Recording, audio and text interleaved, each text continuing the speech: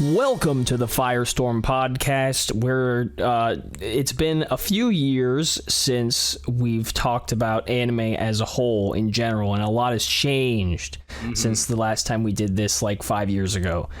So we figured with, how big a year 2023 and 2024, how big years for anime those have been, and with 2025 on the horizon, we should go over how our views on anime have changed and some of our favorites. Yes. For me, that includes manga. I don't know about you, but I did not include manga because I was inspired by some of the older Trash Taste episodes when they did their 3x3s, and I thought, well, look, I listened back to our episode, I think it was 4, when we talked about anime. And like back then, you were nowhere near as in depth as watching a lot, like anything back then. And I was still like in the barely getting back into it. I've only really gotten back into anime like the past year, so it was kind of like in my head, like, okay, you know what? Our views back then were very outdated back then.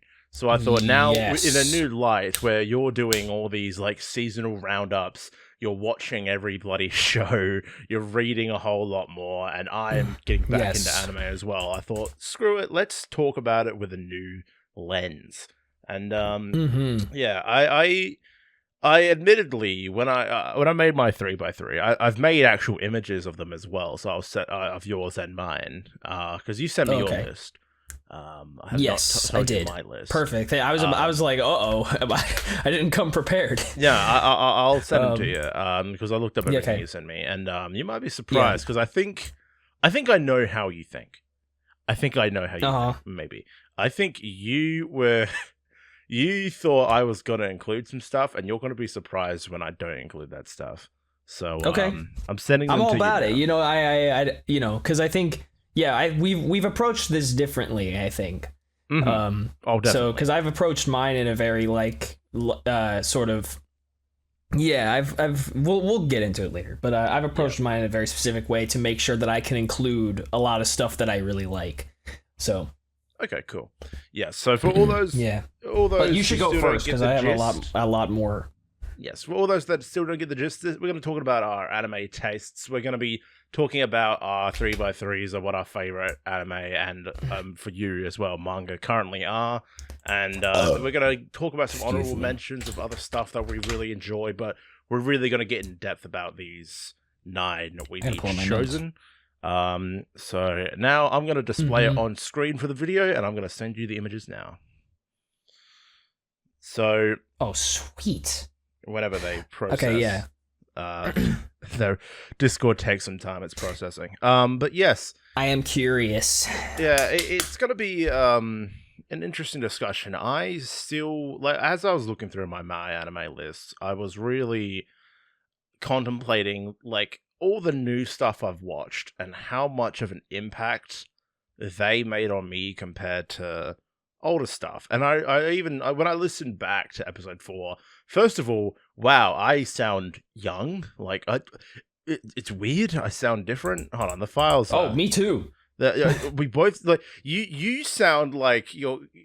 I don't know. It's really weird hearing you as well. Like compared to now, it's so different. I don't go back and watch that episode. I would not bother with it. But I actually went back to another one of our earlier episodes the other day, and I was like, this sucks. It's an hour and 20 minutes of us like fake laughing at each other or something. I don't know. Yours is about like mostly what I expected, and there are a couple I did not expect to see. There you go. Yeah, I don't know. Your list definitely, like, I predicted half of your list. I knew about Fairy Tail, One Piece, and I predicted Sakamoto Days, even though there's no anime yet. 2.5 rules. 2.5 Dimensional Seduction. That definitely surprised me. I'll get into it because it's got an anime recently, and obviously I still read the manga, but I've been reading that manga for almost 3 years now. And it's finally got an anime recently, and it's, a 24 episode back to back and still going, and it's just reminded me how much I love it. All right. So Well, let's take in turns of talking about one of these squares, or do you want to go through honorable mentions first? What do you think? Yeah, you should talk about actually I was planning to do my honorable mentions after because mine are like kind of weird, but if you want to start, you should do that. Start with honorable mentions or start with a square? How about you can start with your honorable mentions. That's fine. Do that. So yeah, obviously, you can do honorable. Yeah, start with your honorable mentions. Yeah, my list is like I would like to say I'm still leaning towards the nostalgia of a lot of the shows that I really enjoyed. That's why I had difficulty choosing some of the new shows because like a lot of the newer shows I've watched have not been that amazing to me, but they have still been really good. Obviously, I can definitely guess for the both of us, Free Ren is an honorable mention, 100%. We both heavily enjoyed Free Ren. Yeah, I was going to put that as an honorable mention, but I figured... I'm very surprised it's not on yours, but yeah. See, that's the thing. I knew, that's the part where I knew you thought I was going to do that. No, I honestly, because I looked at it from this, I like both Free Ren and honestly, if Spice and Wolf Merchant Meets the Wise Wolf didn't come out this year, Free Ren probably would have made the list. But because both of those shows have a similar vibe to me, which I'll explain a bit later, I ended up going with Spice and Wolf. Sure. But yeah, no. My honorable mentions, Free Ren, Charlotte, Code Geass, like a lot of shows that I really, really, really enjoyed. Code Geass is another. I'm surprised it's not on yours. Yeah, see, that's it. I was weighing up between Code Geass and Death Note, and I thought, which one would I actively go back and rewatch? And I ended up choosing Death Note. Yeah, Erased. I was... okay, I need to also go on a tiny rant about this honorable mention. Higehiro. We had a discussion, like a brief discussion. Really? Wow. We had a brief discussion about Higehiro during one of the Let's Plays, I think. And Higehiro has recently come up again in the public eye because of the Mr. Beast scandal. I don't know if you heard about this. Apparently, I don't know about, like, I don't know everything, I don't think, but I might be slightly familiar. Okay, so apparently some group chats were leaked about like a Mr. Beast work group chat, and there was a lot of like fucked discussion in there, like kind of proving like, oh yeah, Mr. Beast and the other girl who was once a guy who's kind of Chris Tyson, that's it, was kind of like having messed up discussion. Yes, this does sound familiar. Yeah, and like there was stuff in there about like Donald Trump's daughter or something. I don't remember, Ivanka Trump, and asking like, oh, is it a 14-year-old or something? I don't know. And one of the first things that was leaked was Mr. Beast recommending Ava Chris Tyson Higehiro because of the premise being... Oh my god! I know, because of the premise being adult man takes in a high schooler and they have a relationship. However, as we both know, that is not what the show is about. Like, if you want to look at it with a very limited lens, yes, but it is about a salary man taking in an abused high school girl. And that is the actual premise, but people... that show definitely has... It tight ropes, it tiptoes on a very strange moral gray area. But it is good for what it is. Like, they're it's that's the kind of show where it's like, if you post clips of it on Twitter or whatever, it's just going to get a bunch of people's attention for the wrong reasons. Yes. People are going to take away bad things from it. Yeah, they're going to take away the wrong things from it. Yeah, like... that's the thing. So people saw those in the group chats and being like, "Oh, he's recommending her show about high schoolers and adults," and it's just like, well, actually, if you watch the show, you know what the context is, but they don't. Like, no one does that. No one explains context. Yeah. So that's one of the reasons I wanted to bring that up. So kind of funny. High School of the Dead, again, one of my favorite shows from when I was younger, but never continued after the original creator passed away. Is this a zombie, no game, no life, stuff like that? I have a lot of attachments to. And like OG Sword Art Online, like the season 1 Sword Art Online, I think we can I don't know if Sword Art Online would be an honorable mention for you, but that's kind of like... Oh, I didn't even think about that. Yeah. For some reason, Sword Art Online just doesn't even register. It's just like a thing that exists, you know? Like, Sword Art Online is so far buried into like the thing of like, you know, it's like one of my first anime. So it's like, it's so far buried in there now. I'm just like, oh, God, Sword Art Online. Holy shit. I know, it's still going. It's still kicking. Yeah. Kicking and breathing it is. somehow. Yeah, Your Name, like one of the few anime movies I really, really loved. And like... Yu-Gi-Oh! As a whole concept, like Yu-Gi-Oh! Is bigger than just an anime now, but I really I'm just about to finish OG Yu-Gi-Oh! With a few friends, and I love the 3 movies, GX and 5Ds, so Yu-Gi-Oh! As a whole. Yeah, I think they're all honorable mentions. Things I've really enjoyed. Like there are, I can go into the whole fucking list if I wanted to, but I'm not going to. Like those are the real ones I feel like deserve a bit of a shout out. Oh, okay. Yeah. Your whole list is in your whole My Anime list? Yeah, my whole complete top of my anime list. The stuff I 8 and above for me, really. But yeah, all right. Those will be my honorable mentions. Now, let's talk about each other's lists. Let's go back and forth a little bit.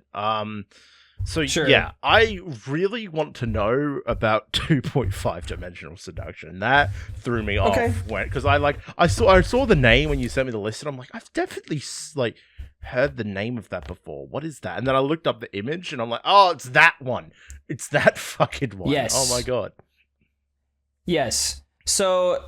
All right, so if I'm starting, so the way I've done my 3x3 here is I've basically chosen, I basically organized them into categories, so like different types of shows that I really like. So it would be, it's weird because I was planning to talk about 2.5 Dimensional Seduction a little further in, but I can't ignore well, we can switch it up if you want. No, it's fine. It's fine. It's totally cool because it's totally cool because the thing is about this one, it's sort of representing the romance category for me, which is not a big part of my, of my normal, of what I really, really like, So, and 2.5 Dimensional Seduction really isn't that much of a romance. Like, it's about half of a romance. Like, half of, it's not entirely a romance. But it is sort of representing the romance category. And I can't just, ignore the romance category because there are a lot of romance anime and manga that I really like. So, but 2.5 Dimensional Seduction is doing that while also representing the shonen but not shonen. The shonen's like something that is disguised, a shonen disguised as something else, because there's a lot about the story of 2.5 Dimensional Seduction that is structured kind of like a shonen because there are like challenges that the characters are faced with. What they're not, they're not fights or anything like that, but they're challenges and they work to overcome them by working together. And like, it's super satisfying to see them overcome these challenges. And like, they see them being rewarded for overcoming those challenges. And it's sort of structured like a shonen. So in that case, it's also representing another show I really like, Food Wars. I think Food Wars is delightful. It's a show about food, but it's structured like a shonen. So because it's like faced, the challenges, the fights are cooking battles, so yes. It is a shonen, but it's not a fight shonen. So Food Wars I really like as well. And as far as the romance category goes that this is representing, I wanted to mention Quintessential Quintuplets because that's probably one of my favorite romance. It's sort of a harem, but it's probably one of my favorite romance shows and manga out there. And of course I want to talk about Blue Box. Blue Box is an anime that just started last month. At the time of recording, we're recording this middle of November. It started last month. It's on Netflix. And I read the manga a few months back, and I think it's wonderful. I think it is by, far and away the best romance I've ever read personally, and one of the only romance manga I would actively recommend to pretty much anybody. I think it is an absolute joy. So... And the anime looks unbelievably good. I think it is going to be one of, if not the best romance anime ever, point blank. I think it is going to be that good. So it is just awesome. So it is just the romance is not too slow paced. I think, just a little spoiler, they confess to each other within 120 chapters, I believe. So that is totally like, and they meet each other for the first time in chapter 1, right? So from chapter 1 to 100 to 120-ish, they go from not knowing each other to being in a relationship, which is a perfect pace. So it's paced really nicely. That's a rare case where you get to see like their whole story play out and it actually end with a confession. Like, that's rare. Well, it hasn't ended yet, so it's still going. So they've been dating for about 50 chapters now in the manga, but they take it, it's really pure, it's really sweet. So it is there on Netflix. I cannot recommend Blue Box enough. It is by far my favorite pure romance anime, but it's about a young man who plays badminton and goes to the gym early every morning to practice, and the girl he's in love with plays basketball, and whenever he goes to the gym in the morning before school, he sees her also practicing. So essentially in the first episode, her parents, we learned that the girl's parents are like overseas for whatever reason, and she comes to live with the main character's family, so they are now essentially housemates. So that also really helps propel the relationship forward as well. It makes for an easy excuse to have them spend time together. So it is just the most adorable romance. I just love it. So that is one of the only romance manga and anime I will recommend wholeheartedly to anybody. Like, you know, a lot of people don't like harems. I get it. So quintuplets may not be for everybody, but Blue Box I think is just wonderful. And there are other characters that are in love with the main character for sure, but they're handled really nicely. And I believe it's actually only one other character. So the rejection and stuff is all handled brilliantly. Like, it's not too overblown or anything like that. It's wonderful. And the anime looks unbelievable. Like, the visuals and art style are just awesome. So definitely watch Blue Box. It's on Netflix. But as far as 2.5 Dimensional Seduction goes, it is a show about, so start off as a manga for me. I started reading the manga almost at the beginning of 2022, so almost 3 years now. And it caught my eye because there's a video about it on Silver Talks that I made around the time when I started reading it. It comes recommended by Eiichiro Oda, the creator of One Piece. So that's a very big thing to have, attached to your name. And it is so fun. Like, that is one thing I think we'll see, is that I love shows that are fun. Like, I love where the characters are having fun, where the story is fun and rewarding. Like, that's what is the most important thing for me, I think, because, like, if I'm going to watch a show, it should be fun, like, that's the point, period. So 2.5 Dimensional Seduction is essentially, it starts with these two, the main guy and the main girl. The guy sort of runs the manga club by himself, but the girl comes, she's a freshman, and she comes in to meet the manga club, and they learn that their favorite character is the same girl, who is Liliel, the angel girl that you see on all of the key visuals and stuff. So that's a fictional, in-universe fictional character that both of them are just flat out in love with. It's their favorite character from anime and shit, and they have they're huge fans of her. Like, the guy has a bunch of figures and all of the manga that features her, that kind of thing. And first episode, the guy learns that the girl is starting out with cosplaying, and she's making all of her cosplays by herself, by hand. So first episode, you see her dress up as his favorite character, and the whole bit is the main guy is not attracted to 3D women. He's only attracted to Liliel, his favorite 2D girl ever. And then he sees this girl dress up as his favorite character, and all of a sudden his walls start breaking, right? So that's actually a heavy point, right? So it actually is legitimately, it doesn't happen it's not going to happen in the first 24 episodes, but later in the manga, there's actually a backstory, and a compelling one, given to the reason why he doesn't find 3D women attractive, because he had a huge problem with a woman in his earlier life, that he had a crush on a girl really early on in his life, and it was like completely heartbreaking for him. And it was only very recently in the manga where he realizes that after spending so much time with all of these different girls, that he is finally admitting to like being attracted to real girls as well. So that was like a huge moment too. Like that's like the biggest moment for this man's character, but he doesn't get there in the first 24 episodes. But it's just there's just so much love put into it, because it's clearly by someone who like understands geek otaku culture, whatever you want to call it. It's made by a man who clearly understands that and has like been to, you know, these huge conventions and stuff, and has the knowledge, like he is knowledgeable about like cosplaying at these events, because it's not sunshine and rainbows all the time. Like, you know, it's hot, you know, you can't sell whatever you're buying, like, or whatever, you can't sell the stuff you've made, like what have you. There's a bunch of stuff that can go wrong. And like maybe you've forgotten something. And there's another, my favorite character in the show, Nagomi. She's a professional cosplayer, and so it uses a bunch of these characters to dive into like a lot of the modern like the human experience in modern society, surrounded by social media and in otaku culture. So like Nagomi is a professional cosplayer who essentially within like the first 10 episodes or so, you learn now that she does it professionally, she's lost sight of the love she had for it initially. And it's only by seeing the main girl cosplaying Liliel that she's reminded that cosplay stems from love, a genuine love for the characters and stuff.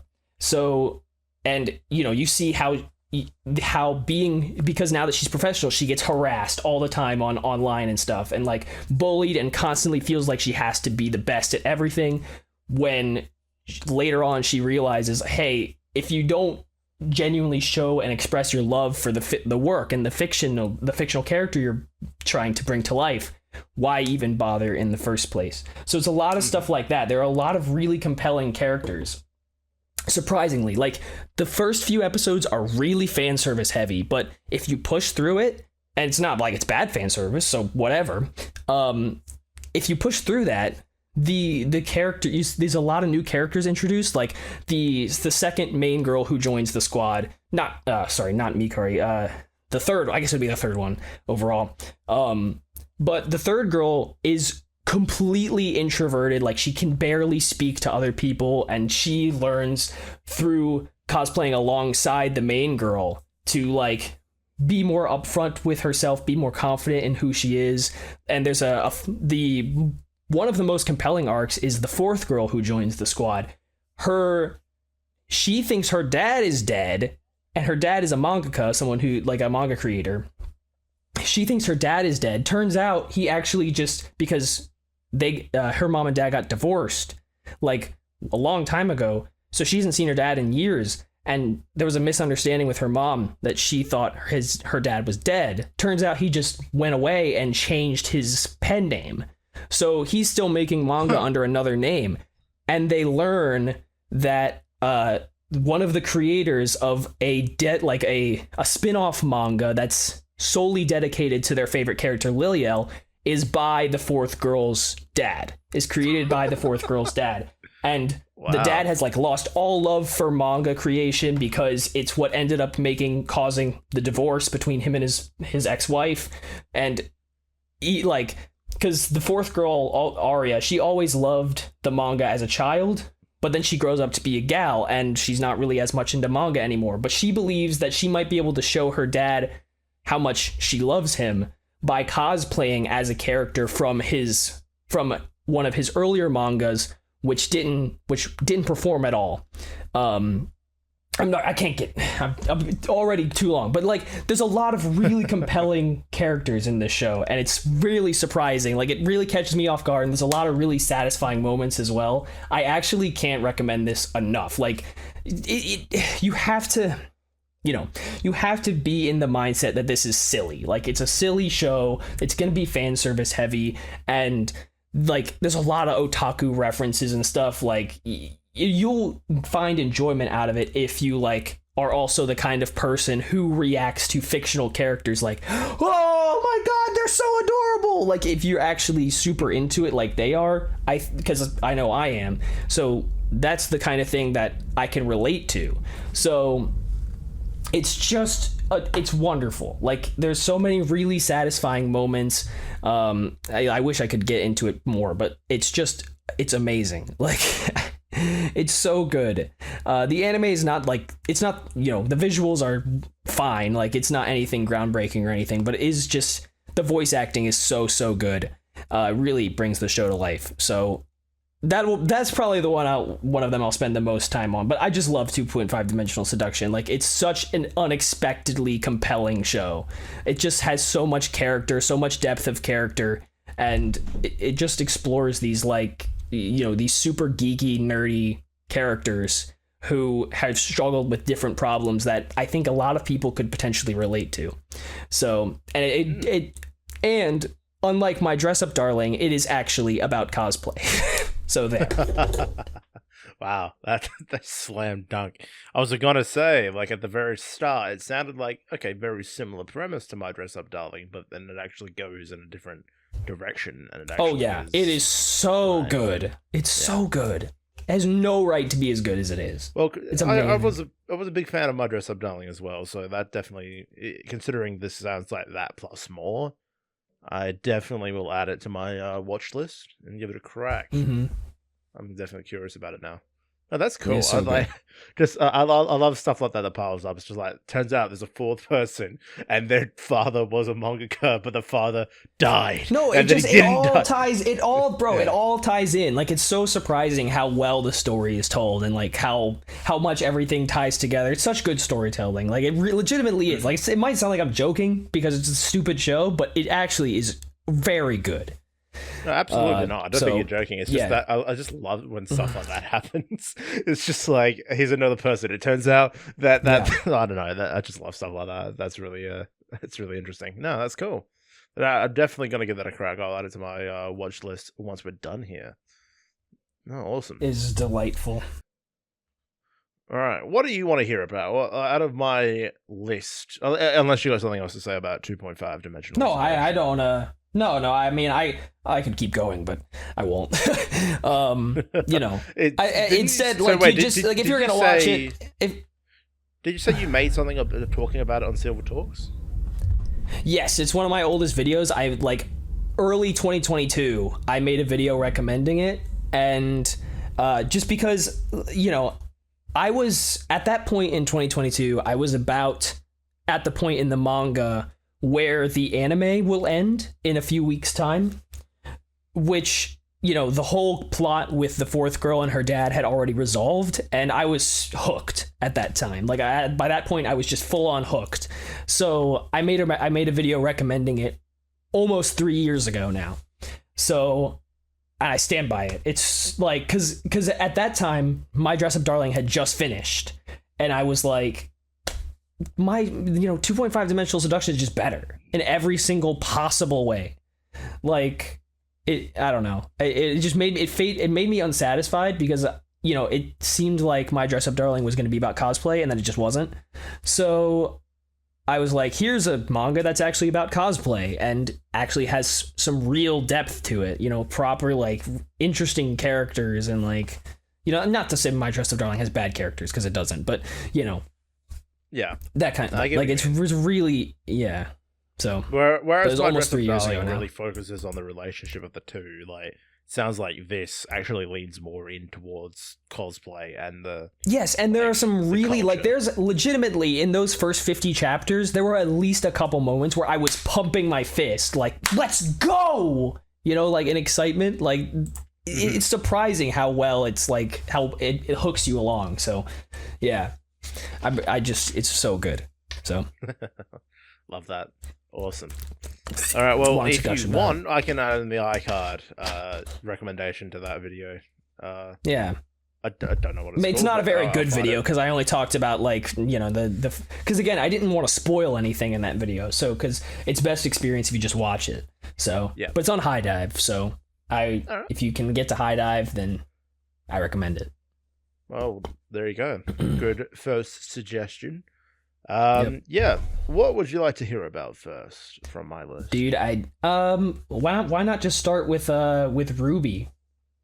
RWBY. Well, you know how much I love RWBY. We have talked a lot about RWBY I did my Volume 9 episode reactions. Like we did that on my channel, very big playlist. RWBY is RWBY is obviously the most contentious about whether or not it's an actual anime or not. People still argue if it's an anime or not because of the way it was created. I don't care. I've put it in my list anyway.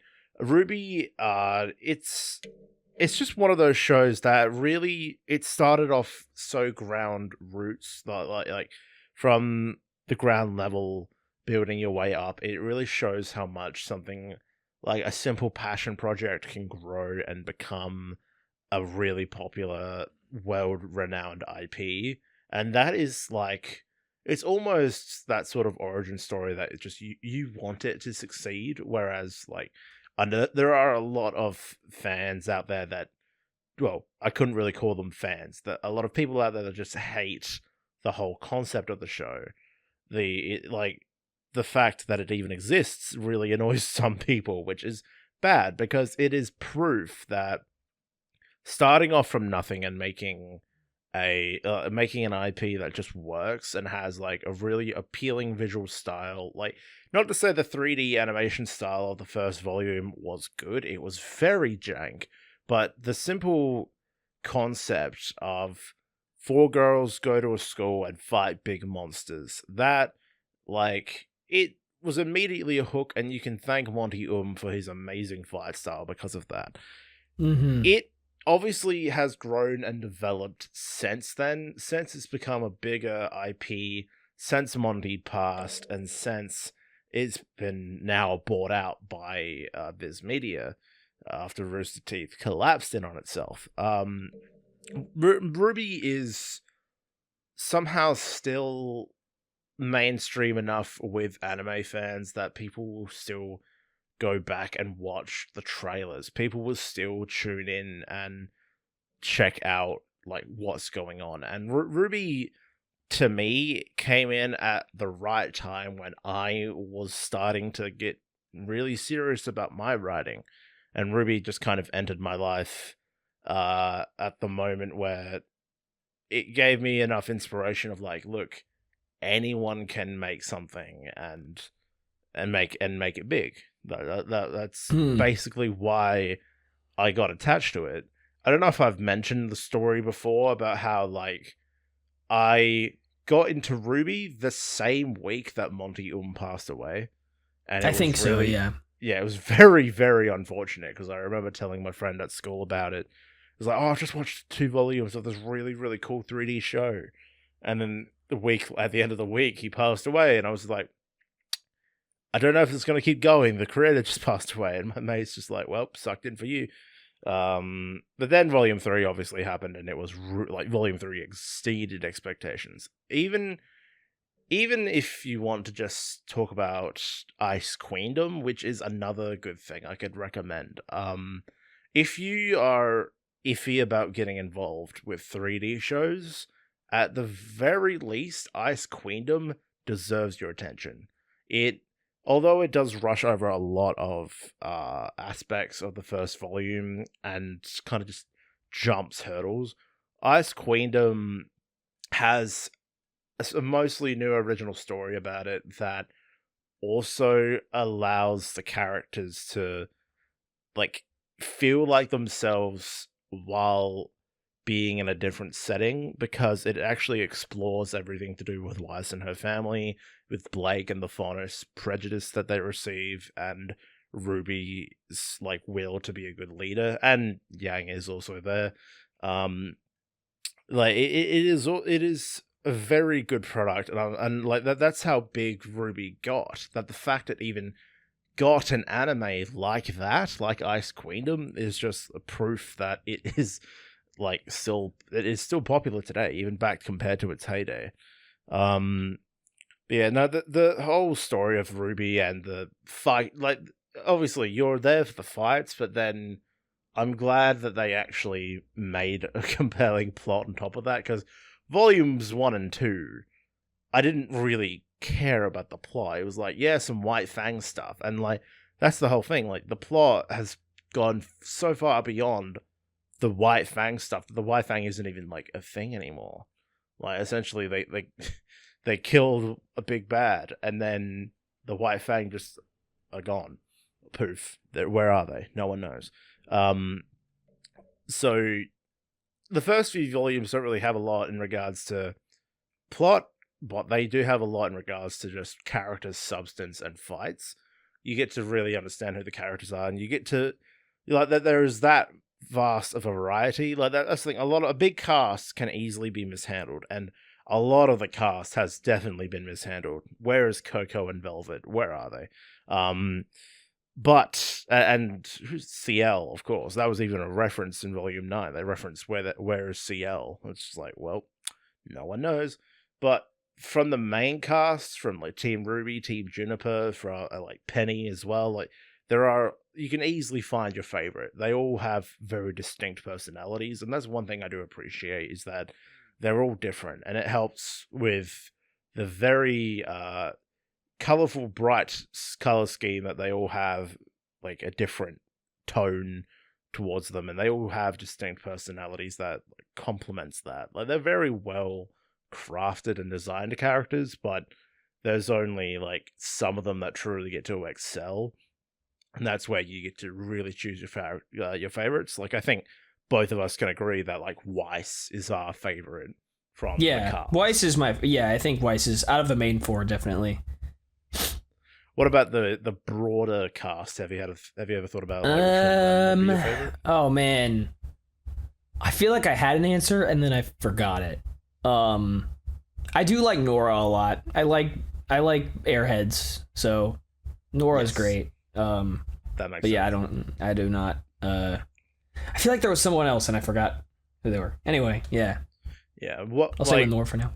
And the other thing, like, there is a lot of people. Like, RWBY is one of those shows where it got big enough to the point where the fandom almost felt like it had an influence on the main show because of its ground roots nature. It felt like the fandom really did have an opinion, and it's one of those things where people were doing reactions, people were doing like commentary essay like videos on them, and Rooster Teeth took notice and even like supported and like reacted to other people's reactions, and like they became real, like they became known as like the group that would actually listen and would care about the fans' opinions. And that kind of just blew up to the point where fans got really self-entitled about everything to do with RWBY. And that's why they brought that. Personally, I believe that's why they brought back characters like Neo, like Penny, after they had different ways out. Like after the first, after Volume 3, that's why they brought them back. Is because fans were outraged. Like, where's my favorite girl? And then they just brought him back because, like, they didn't have to bring Penny back, but they brought Penny back, and then they did what they did with her, and that was unfortunate. But so the fandom, it's one of those shows, like I want to say, like My Hero or like Jujutsu Kaisen, where the fans can have a lot of strong opinions, and those opinions, if you get bogged down amongst them enough, like Gus is good at avoiding all that shit. I'm not. Sometimes I do let other people's opinions get to me, and I try, and I've been doing my best to just ignore it recently. But like it's one of those shows where if you really let all the opinions get to you, you will not enjoy it as much. It's definitely a switch your brain off. Let's follow the ride. You will be compelled no matter what happens. Just let it happen. Yeah. No, I remember really liking volumes 1 and 2 because I just liked the characters. Like, I got attached to them immediately. So it was like, I just remember being just along for the ride by the end of volume 1. So I really like RWBY. I could, it's one of those like very few shows where I like the cast so much that I don't even like, no matter what happens in the plot, I'm gonna have fun watching them, you know? So yes. Yeah. That's exactly it. Exactly. Like, no matter what happens, you will have a good time. Like, there are obviously bad times, like obviously with any any substantial plot worth its weight, but there's enough good times to outweigh the bad times, and I just like massive fan of RWBY. Have all the supplemental material. I've got all the Blu-rays that weren't available in Australia when I was over in America, and I even watched the RWBY Justice League crossover movies, and they weren't that good. I still have not watched them. I still have not watched them. Don't even worry about it, man. They are like, if you want to see a few extra cool character moments like that, like for the RWBY cast, it does actually like emphasize their main character traits more, and you get to see more of that, and that's fun. But like they did nothing for the DC cast in either iteration. Like no one cares. Like everyone's there for the RWBY stuff. No one who's an actual DC fan would have given a shit about it. So yeah, fair enough. Not really worth it. But yeah, love RWBY. I wish it was on my anime list so I could actually give it a proper rating. But for now, I only have Ice Queendom. That's fun enough. That's good. Yeah. I don't know if I've got much more to say about that. Nice. Watch it. I don't know. I think it's still on Crunchyroll, maybe. After the I have no clue. Media acquisition, I'm not too sure, but hopefully with the Viz Media acquisition, there will be more likelihood for a volume 10. We're still waiting. No, it's not. It's just Ice Queendom on Crunchyroll for me at least. Damn. But yeah, no, they're still actively. RWBY is still actively communicating on Twitter about like we don't have any updates yet. They will be coming though, so yeah, we'll see what happens. All right, hell yeah. Also, I recommend RWBY separately. It is good. Yeah, double recommend. Now, I know we've definitely talked about this before, unless you've got an anime specifically you want to chat about. But no, I don't. Let's talk about Black Clover. Oh, so Black Clover, for me, in my sort of categorical setup here, is representing the shonen of shonen anime manga. So it's the ones that are exactly what you expect out of a shonen anime, where you have a pretty a very distinct setting, you have a power system that generally makes sense, and you have characters that are probably 9 times out of 10, if not more than that, trying to be the very best like no one ever was.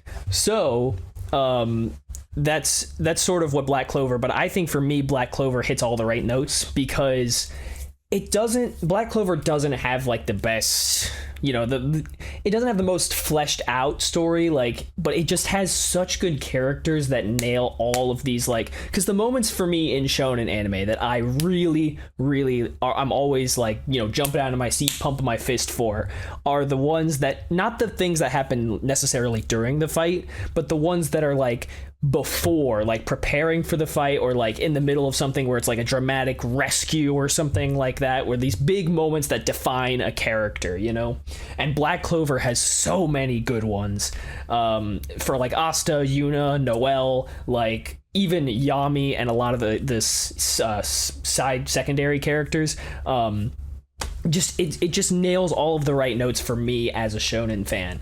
So and it's, we just the other day, a few new Black Clover chapters came out, because unfortunately it's gone down to the point, well, not gone down necessarily, but the author has had to sort of lighten his schedule so that he only releases chapters 4 times the whole year. But we just got a few new chapters the other day, and it just, every time, I forget because there's such a big gap between each new chapter, but every time I read, I'm man, it just nails it. It's in the middle of the final arc now, the manga is, but it just hits all the right notes for me. It has these really well-defined characters. They're not too, they have just the right amount of depth to them, where they have a compelling backstory or what have you, or they have a lot of growth. In Asta's case, they have a lot of growth and development, and Noelle's as well. She has a good backstory and a lot of growth. So, yeah, there's just it's very character driven Black Clover is, and those are usually my favorite shonens, are the ones that are character driven. And I love the way Black Clover uses magic as well as its power system, and its setting is fantastic as well. It's such a cool fantasy setting.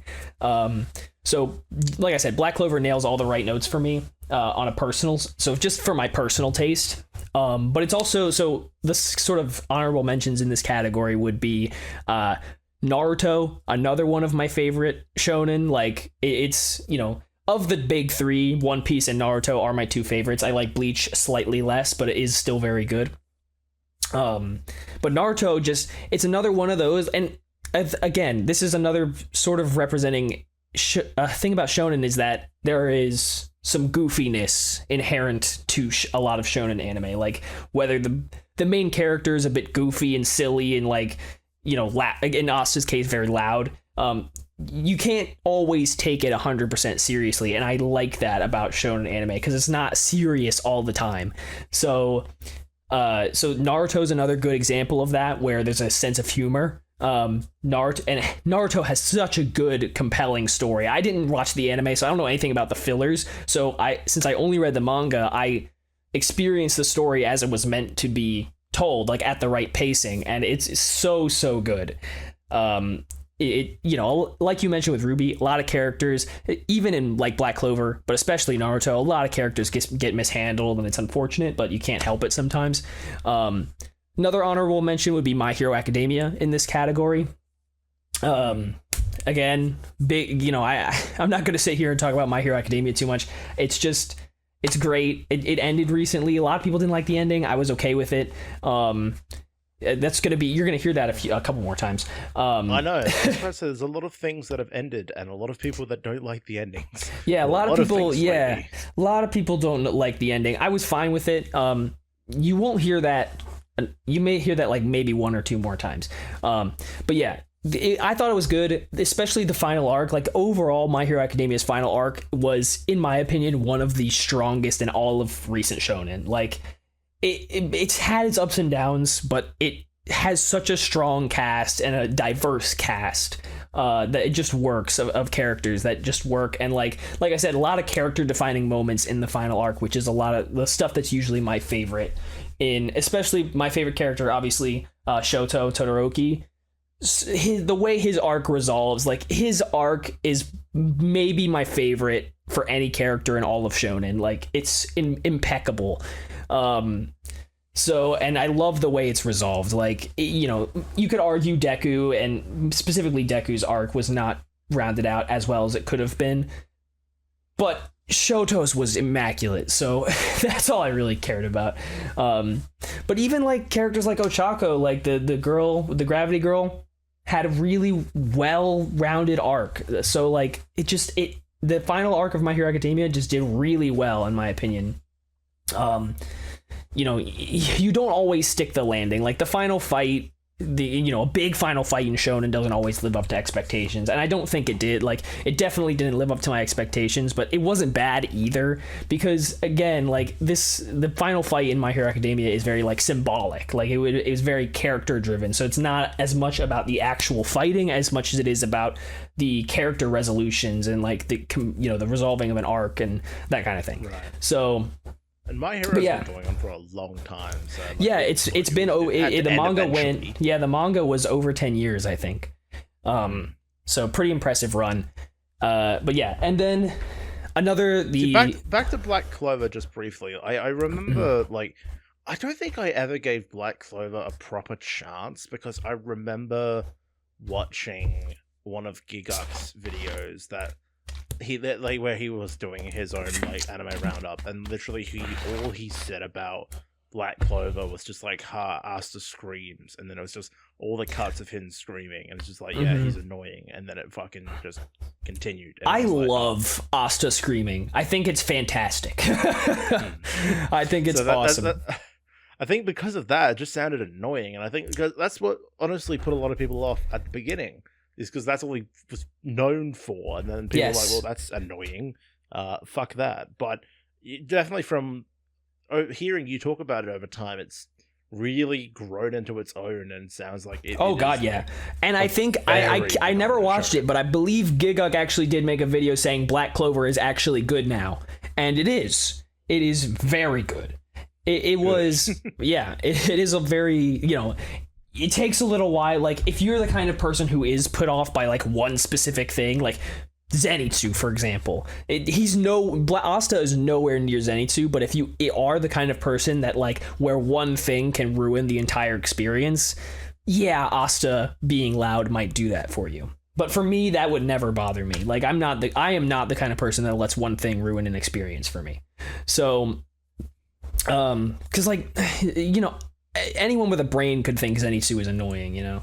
But anyway, yeah, you know, there's a lot of other really good things about Demon Slayer. I'll talk about them later.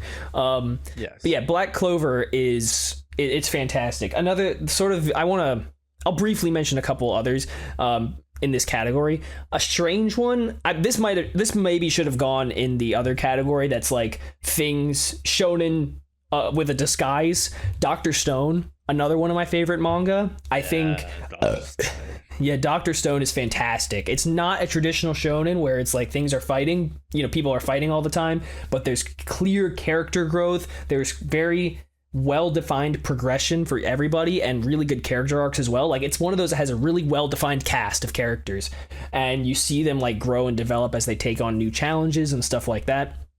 So it's not quite a shonen, but there are challenges that are overcome, and you really you get excited to see the characters overcome those challenges.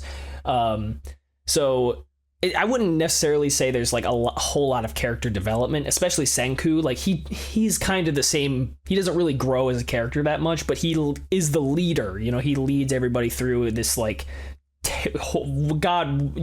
fucking godforsaken situation they're in. So I really like Dr. Stone. The ending could have been better, I think, but overall it was satisfying, so whatever. And then another one I want to mention, which will be another like recent anime recommendation, Kaiju number 8. I've been reading the manga for almost 3 years now. Anime just came, at least part 1 of the anime came out very recently this year. Fantastic. It's a shonen. It's exactly what a shonen should be. Like, it is everything a shonen anime manga should be. Like, it's got a really well-defined cast of characters, great action, it's packed with action, good character development and like growth. Like, you see the characters grow stronger, and like, you know, there are training arcs, but they're usually more like montages. So like, it is a shonen at its very core. Like, it is the core shonen anime is what Kaiju number 8 is. Even though it is like it's a kaiju anime, there's a lot of giant monsters going around beating, stomping cities and stuff. But at its core, there's like, it's built upon these characters who are fueled by their desire to grow stronger and by their like, by their camaraderie with each other, that kind of thing. So, but it's also a lot of characters have a very individualistic desire to grow stronger. So like, they're fueled by stuff that happened in their pasts or what have you. And I think the main character is really unique. I think Kafka is a wonderful lead for this show. There's not another shonen protagonist like Kafka. You empathize with the guy immediately. So I think it's a really well done, and a lot of the action sequences in the Kaiju number 8 anime are unreal. So good. A lot of the, like, not a lot of fight choreography can quite stand up to, there are a couple others I'll mention, but Kaiju number 8 is such good fight choreography. Fantastic. Really good animation, and I believe part 2 is coming out next year. So there's only 12 episodes for now, but there'll be another 24 episodes, or there'll be 24 total. By next year, and the manga is still going on. The manga is nearing its conclusion, but it's only been I think 130 chapters so far, so it's pretty short, pretty condensed, but it does a lot in those chapters. So yeah, huge recommend from me on that end. I really love that stuff. Big, shonen of shonen. So big fan of Black Clover and the rest. Black Clover is another one of those where, like, I need to give it a chance. I need to just fucking sit down. It's long. Yeah, it's long, but yeah, it's worth a shot. Yeah, it's got a movie as well, doesn't it? Or like, Yeah, Sword of the Wizard King was so good. So good. yeah, Sword of the Wizard King. Yeah, that's where I got that picture from. Yeah, no, it honestly, it does look way better than first impressions gave it, and I just need to fucking sit down and give it a chance. I just need to go for it because like I don't know, like shonen is one of those things which I either love it or hate it, and I don't love a lot of shonen especially because things are often really, really long. Black Clover is long, 170 episodes. Yeah, so that's just one of those things, and they need to just knuckle down and watch some of them. Like, and Black Clover is amongst that list, but yeah, I will be sure to give that a crack as well. I definitely want to give it a chance. Yeah, I don't have any particular order you should do next, so just take them however you want to. I don't really care where you go next. Fair enough. Okay, I want to talk about Seraph of the End. Seraph of the End was only recently brought back into the public eye because the rights for it were actually renewed by, I forgot what it was actually. Like there was like a TV or like animation adaptation rights or something like that were close to running out, but they actually were renewed rather recently, which brought it back into the public eye of like, oh wait, hold on, everyone actually cares about it. So Seraph of the End, it aired in, like, both seasons 1 and 2 aired in like 2015, like back to back, and it is everything I wanted when looking for like a fight heavy vampire show, like proper good dark fantasy. I'm a big fan of dark fantasy, and I know, and Seraph of the End just hits it all in the right places. Like whereas previous shows that featured vampires before it, Rosario Vampire steered too clear into being stupid, comedic, and the anime just was a really bad adaptation. Vampire Night was too edgy, too serious, too fucking melodramatic, and like really, really gay. And then Seraph of the End is the perfect middle ground where it has literally both of those elements, including like kind of maybe homo main characters. I don't know. Everyone ships them together.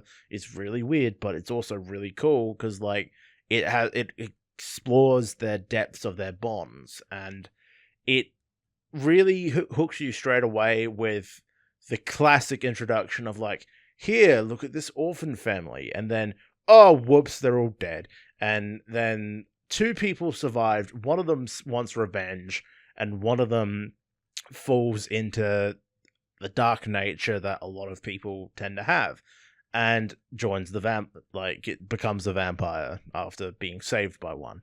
And it is very strong when it comes to its fights and its characters and the characterization of people that are in this world now where you're either a vampire hunter, you're either livestock, or you're a vampire. Like, you have to make a choice of how do you want to live in this world. And Yui, or Yurichiro, the main character, he is a very good embodiment of the angst 16-year-old who just wants revenge and doesn't care about what he does to get there, and then is humbled and later realizes, okay, wait, no, there is a lot more going on here that I realize, and I actually care about a lot of these people that are trying to help me.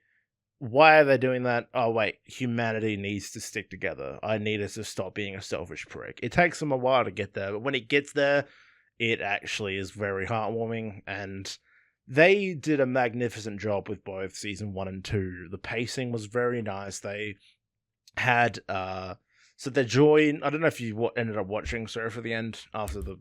I have not yet. I definitely want. It's on my list. Yeah.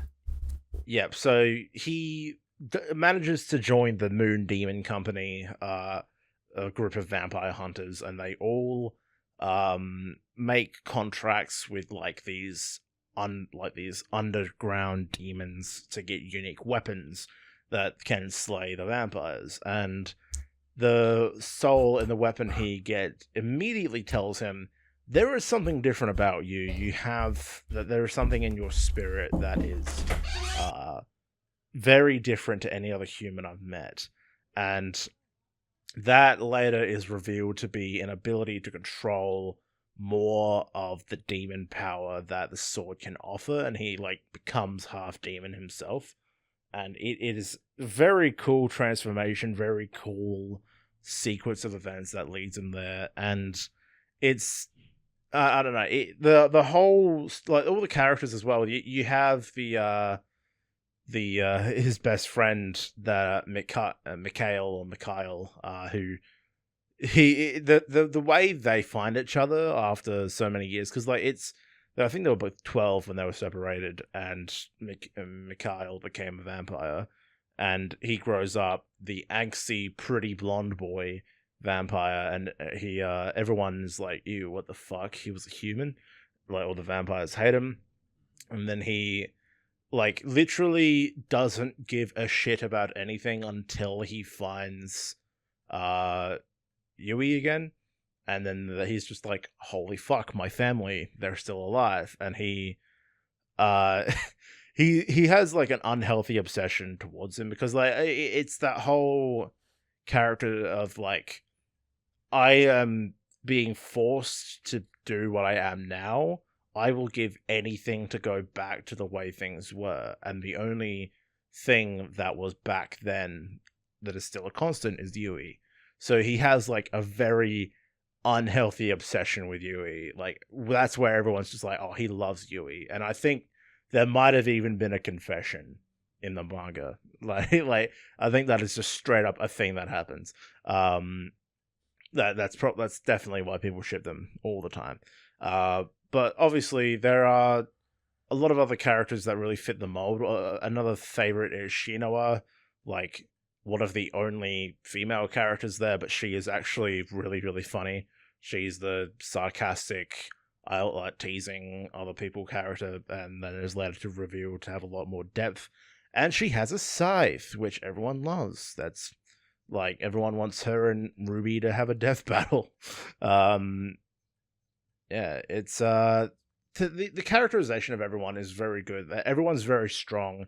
There is even like a more annoying, nerdy-esque character, Yoshi, but he's like an annoying and nerdy, but he's not actually like, he's nowhere near as annoying as a lot of the other frail, timid, like 20 boys. Yeah, exactly. Like, he is nowhere near as annoying as them. And everyone, like, all the characterization is very strong. You see motivations from both sides. Obviously, even the vampires have somewhat decent motivations, I want to say, but they're still just inherently evil as they are. But you see a lot of depth here. Like, it sounds generic from the way I've probably been describing it, because I'm not the best at describing this sort of stuff, but there's actually a lot of depth when you give it a chance. It helps that the manga has been running for a long time as well, like far beyond the anime. And since the anime is almost 10 years old, we can only hope for more. But I really, really, really like everything to do with it, and the manga has been very enjoyable. And I just hope, we get to see more Seraph at the end in the future. It is one of the best vampire fantasy, like dark fantasy anime you could find. Fights are amazing, characters are amazing. Definitely watch it if you got the chance. It is. I actually think I'll probably read the manga because it's on Shonen Jump, so I'll probably it's within my $3 a month membership that I pay to read One Piece and Black Clover and all that. So I'll probably just read it there. Oh, do it. That sounds very good. Yeah. That you'll probably get way further than me, but still worth it. Do it. You'll have a good time. You'll see a lot of inspirations from like a lot of these shows I've chosen as well. A lot of them have been like either direct or semi-direct like inspirations for the Protector, and Seraph at the End is definitely a big inspiration. Like I can imagine, yeah. All right. What do you want to talk about next? Oh, can I? I'm gonna do Sakamoto Days. Let's go. I love Sakamoto Days. In my categorical thing here, it is sort of representing the unpredictable, fast-paced action category, sort of. So honorable mentions here before I get into Sakamoto Days. Dandadan falls into this category for sure. Anime just started. Episode 7, I think it was unreal. So good. If you haven't watched Dandadan, change that. It is unbelievable. Like, I haven't seen another show animated like Dandadan. It looks so unique. It's so cool. And the action, you know, these characters are like super relatable in Dandadan. Like, they're fun, they have good dialogue, and they're very well defined. But sometimes, like in episode 7, it just breaks down and like it does these really dramatic sequences that don't use dialogue. It's very subtle storytelling. It uses visual storytelling to get across these really tragic things that happen. That it's very heavily focused on like yokai and ghosts and shit. And obviously those are backed by like a legend. So there's a legend that like sort of creates each one of the yokai. Like, this is what happened to this person, and she ended up becoming a ghost that haunts people and kills people or whatever. So Dandadan actually takes some time to like get into those legends and like sort of explain them and show them in a new light that hasn't been explored before, and does it really subtly without annoying you, and is really dramatic and cool. So it's usually very fast-paced action and like chaotic, but sometimes when it gets into these backstories, it'll just surprise you and be really dramatic and actually very tragic. So yeah, can't recommend Dandadan enough. I think it's fantastic. Great dichotomy there with the awesome, fun, goofy characters and the tragedy, the sort of dramatic stuff it does on very rare occasion. Also, here's Undead Unluck. Huge fan of it's in its final arc now in the manga, but the anime just started about a year ago now. I think it's awesome. There's not another manga out there like Undead Unluck. I think I just can't name anything even remotely similar to Undead Unluck. Like, Sakamoto Days is the closest thing, right? So it's just got such a unique premise. So I'm not going to get too deep into it here, but I think Undead Unluck it hooked me immediately just because of how unique it is. And I think the dynamic between the main two characters is really, really good as well. This is a little bit of a loose one, and I'm not going to spend too long on it, but I wanted to fit this in somewhere. Hunter x Hunter. Manga just came back after like a 2-year hiatus. Thank God Togashi's health is in good shape now, but Hunter x Hunter is unreal. I remember reading the manga, and you come in, you prepare for any big shonen fight, right? Like, you go into you're reading a shonen, you go into there's like you're preparing for this big epic fight, and you're reading that, you're like, hey, whatever, you guys aren't gonna die. None of you guys you're all gonna come out, you're gonna win the battle, you're gonna be hurt a little bit, but you're gonna be fine by the end, whatever. That is not the case in Hunter x Hunter. I have never been in more suspense before a fight than some in Hunter x Hunter. Like, it's unpredictable. I have no clue where it's going, and the way it sort of defines the rules in its world is very like in depth. But if you do understand everything that's going on, it rewards you for that. So I think Hunter x Hunter is great. I think it's fantastic. Legitimately, I don't remember what it's called, but the fight where they're about to, like, I remember reading, like, it would be the last sort of major arc in what was covered in the Hunter x Hunter 2011 anime, where they're fighting the Chimera ants.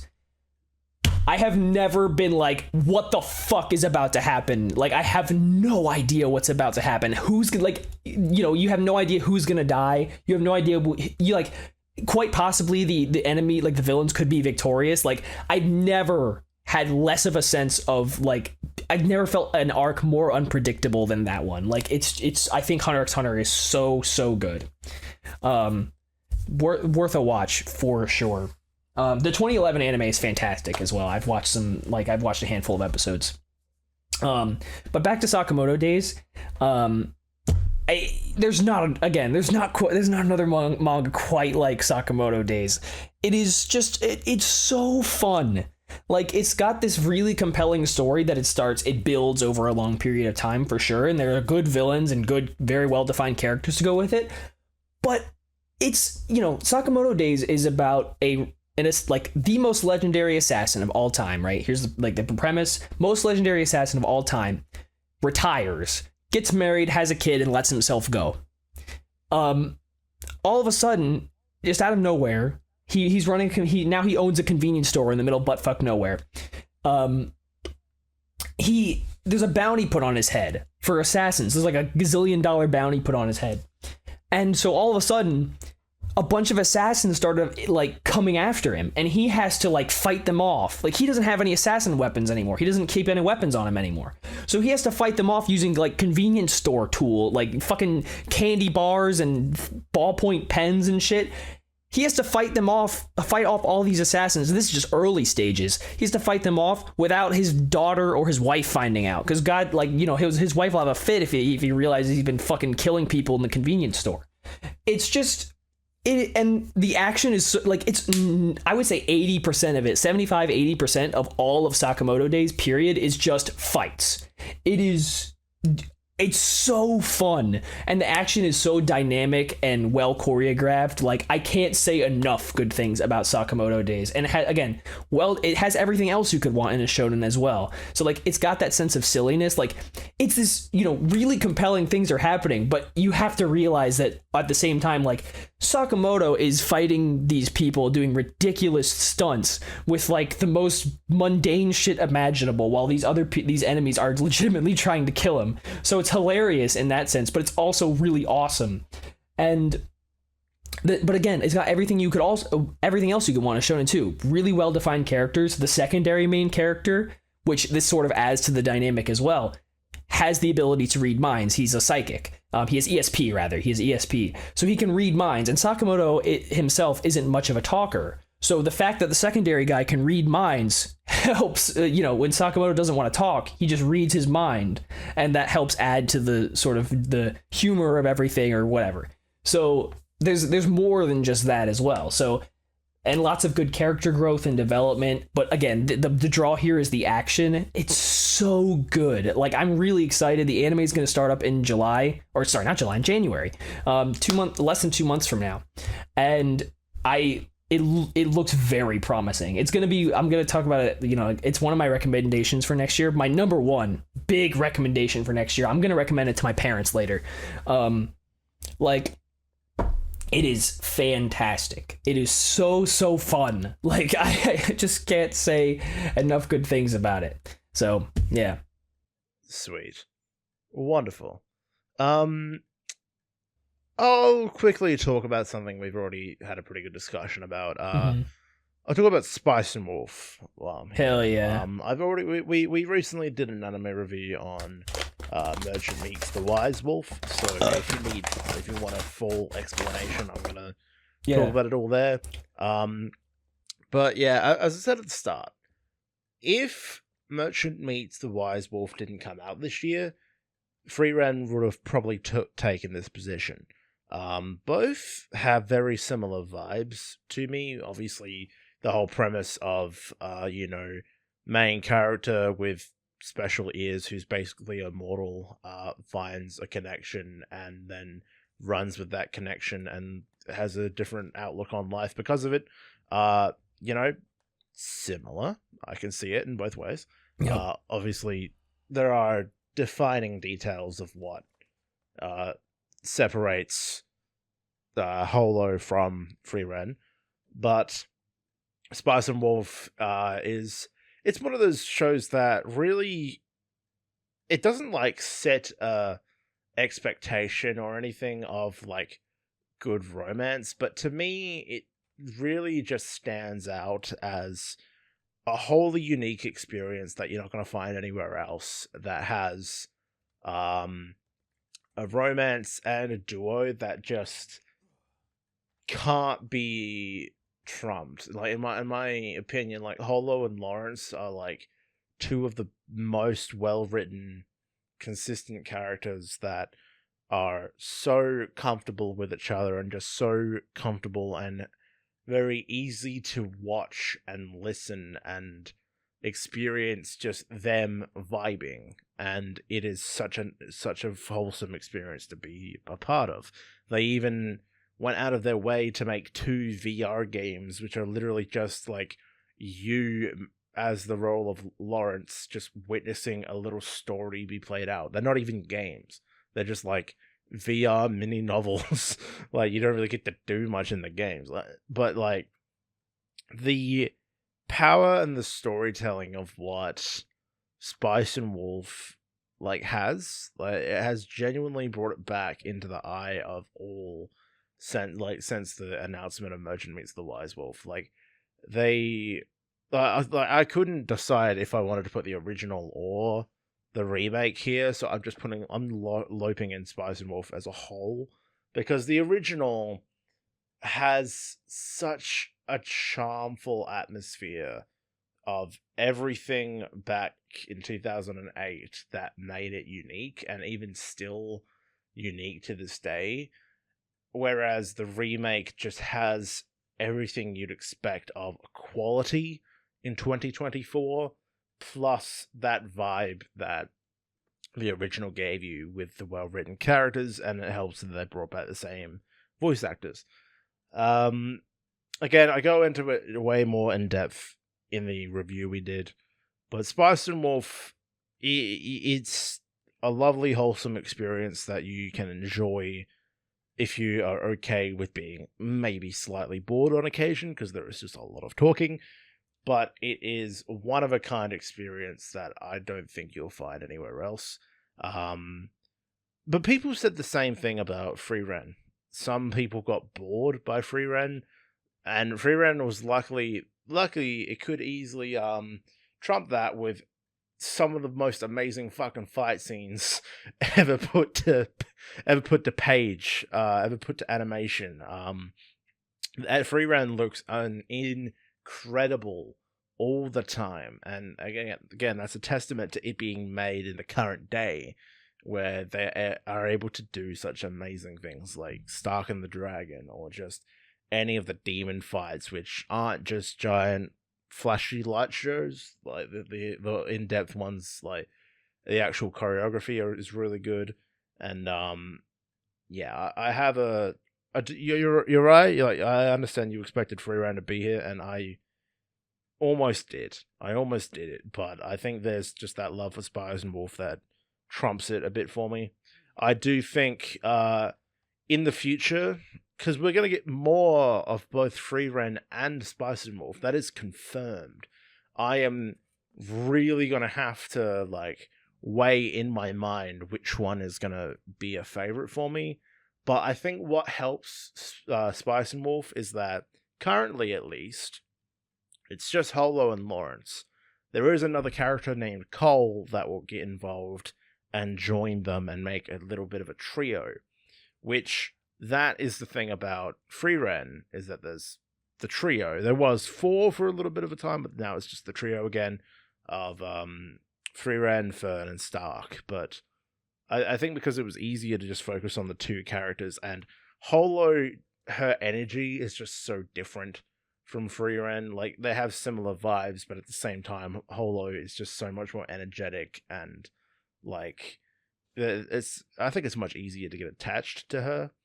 That yeah, just Spice and Wolf for the moment will always trounce anything else. I don't know why. Like I've tried in my many minutes of rambling about this show to explain why I like it so much, but I don't know, it's hard to convey. Just watch the original review, you'll understand everything. Well, there you go. Yeah, I think I get it. You know, I think I sort of understand what you're trying to get across there. Yeah, well, I think that especially with my 9x9, like that there's the few categories that I really enjoy. Like, because you talk about categories. Like, my categories, they can fluctuate, but I think they are definitely defined by the 9 shows I've chosen of, like, the romance, like, romance stories. I love romance. I do love, and, like, I do love action, but not purely just action, which is why a lot of shonens aren't really my thing, but action attached to dark fantasy. That's why, like, I think ReZero and Seraph at the End kind of fit that well. Like, drawn out but investing plots. That's where I think Spice and Morph and Death Note come in, and romance can hit a lot of these options as well. And then comedy, which DxD and Archdemon kind of come in as well. So I think, like, those are really my genres that I really love. So Spice and Wolf just kind of epitomizes the romance plus long drawn out plot sort of thing. Okay. Yeah, for me, I learned I like my anime the same as I like my video games. Really, really long. Yes. So on that note, I'll talk about it a little bit, but it is sort of the same thing as with kind of games I like. Fairy Tail, I wanted to put, so this is good. They're kind of going to share a thing here. Fairy Tail, I wanted to share Fairy Tail with Eden Zero. They're by the same creator, Hiro Mashima. You boil it down enough, they're basically the same show. But Fairy Tail was the first big shonen anime I ever watched. That was 5 years ago. I remember in 2019, the first month, January 2019, I watched Fairy Tail for the first time. And it was, I don't know why I chose it, but it was like one of those things. Like, I was like, I gotta start watching some really long shonen. Like, I'm gonna watch Naruto, I'm gonna watch One Piece, I'm gonna watch all this stuff. And for some reason I went straight to Fairy Tail, and part of it is, I think, because I watched the dub. Never looked back. Yeah, literally. I think I binged like the first, like, Fairy Tail sort of hits a good sort of stopping point for you, like a binge, if you will, around episode 50 some odd, 52, I think. I watched those first 52 episodes within like a few days. Like, I binged the crap out of it. Like, and I think part of it is because I watched the dub, and when you watch a show in dub, it's very much it's easily digestible, right? So, and I think the Fairy Tail dub is one of the best dubs ever. Like, hands down, I think it's fantastic. Everything about it is so good. But regardless, however you watch it, like, Fairy Tail and Eden Zero in this case also, it's sort of representing, like, because Fairy Tail was the first big shonen anime I ever watched, but Eden Zero, also by Hiro Mashima, was the first big shonen manga I ever read. And they both share this, they're going to be representing this category here, which is like shonen that sort of, they are very much at core shonen at their core, but they also have they tell these really compelling stories with good narrative, good storytelling, really well defined, and characters that grow as the story progresses. But it also works in a goofy as hell sense of humor, and especially in places where it maybe shouldn't belong, but I always get a kick out of it. If it works in, like, even in the middle of fights, like, there'll just be these random things that'll just come up, and, like, sometimes it'll just be goofy out of nowhere, and then they'll get back to fighting or whatever. Fairy Tail really, it's not as much about the fights necessarily, because the fights are always the same. Usually they're usually one-sided on the part of the villain, and the good guy will have this moment where it's like, but I'm fighting for my friends, and then he punches them once and the fight's over.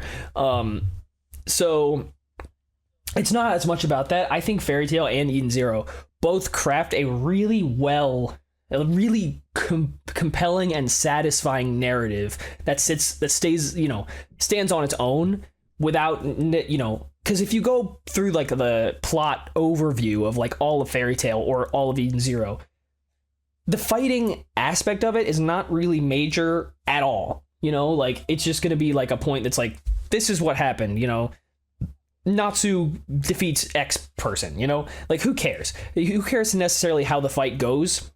What matters is like the overall building of the narrative here.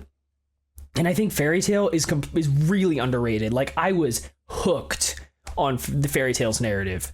I think it has such a good story. It's one of the most satisfying stories in shonen, in my opinion. Like, it's just got, like, it rounds, like, again, the fight, like, I have so many gripes because the final fight in Fairy Tail could have been so much better. But at the end of the day, like, the way it ended is pretty much exactly how it should have ended. Like, there's this big fight where all the Dragon Slayers work together and they dispatch the big bad dragon man that was terrorizing everything. And it was a really compelling, like, final arc, and the whole story was really compelling. It was just that the whole fight against the big bad dragon boy was one-sided, completely one-sided. It was 1 versus 7. So the good guys had 7 Dragon Slayers, and there was one big bad dragon guy, and the big bad dragon guy was owning them. Like, it was until like the very end where they did this whole power of friendship Hulk up sort of bam, one punch and it's over. If that had just been more to, you know, not as one-sided, it would have been fine. Like, that's my big problem with the fights in Fairy Tail, especially. Eden Zero's not nearly as bad with it.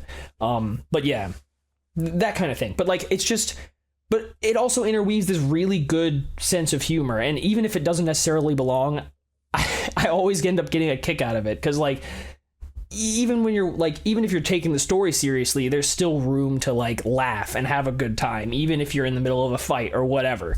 So, and again, a lot of things I like about Black Clover are also present in Fairy Tail and Eden Zero. These really character defining moments that like give you chills, right? They're like, oh, look at these guys have come so far. They've done so much and tried so hard to get here, and look how far they've come and look how strong they are now and all this kind of stuff. So Fairy Tail and Eden Zero do a great job with that. But yeah, ever since I watched Fairy Tail, like you said, I have not looked back. It has just been shonen since then. But like, and I think it's, you know, Natsu, he's kind of like, I mentioned Senku with Dr. Stone sort of stayed the same. Natsu, again, he doesn't really grow too much as a character, but that's where Lucy comes in, because she has just as much the main character as Natsu is, in my opinion. And her, along with Noelle, are my 2 favorite shonen girls, hands down. Like I think between her, like, they're both the same types, right? They're sort of like, you know, fallen princess types, if you will. They come from like a big wealthy family, big well-to-do family, and they're sort of the rejects from there. Lucy was the only daughter of her family, but that's besides the point. Like, Lucy is such a well-developed character. Like, she's the one who really grows, and like, you see she has so much growth throughout Fairy Tail, and you really get to see it. And like, she doesn't necessarily become super strong because her ability isn't nearly as like overall as powerful as like a lot of the other main characters like Natsu, Grey, and Urza, but Lucy just has so much character growth in comparison to pretty much everybody else in Fairy Tail. Maybe Grey is sort of on her level, but Lucy is just such a compelling lead girl, in my opinion, and Noelle is almost as good. I would say Lucy's probably a little bit better, but Noelle is very good as well. And the difference maker with Noelle and Black Clover is that she actually does get really, really strong.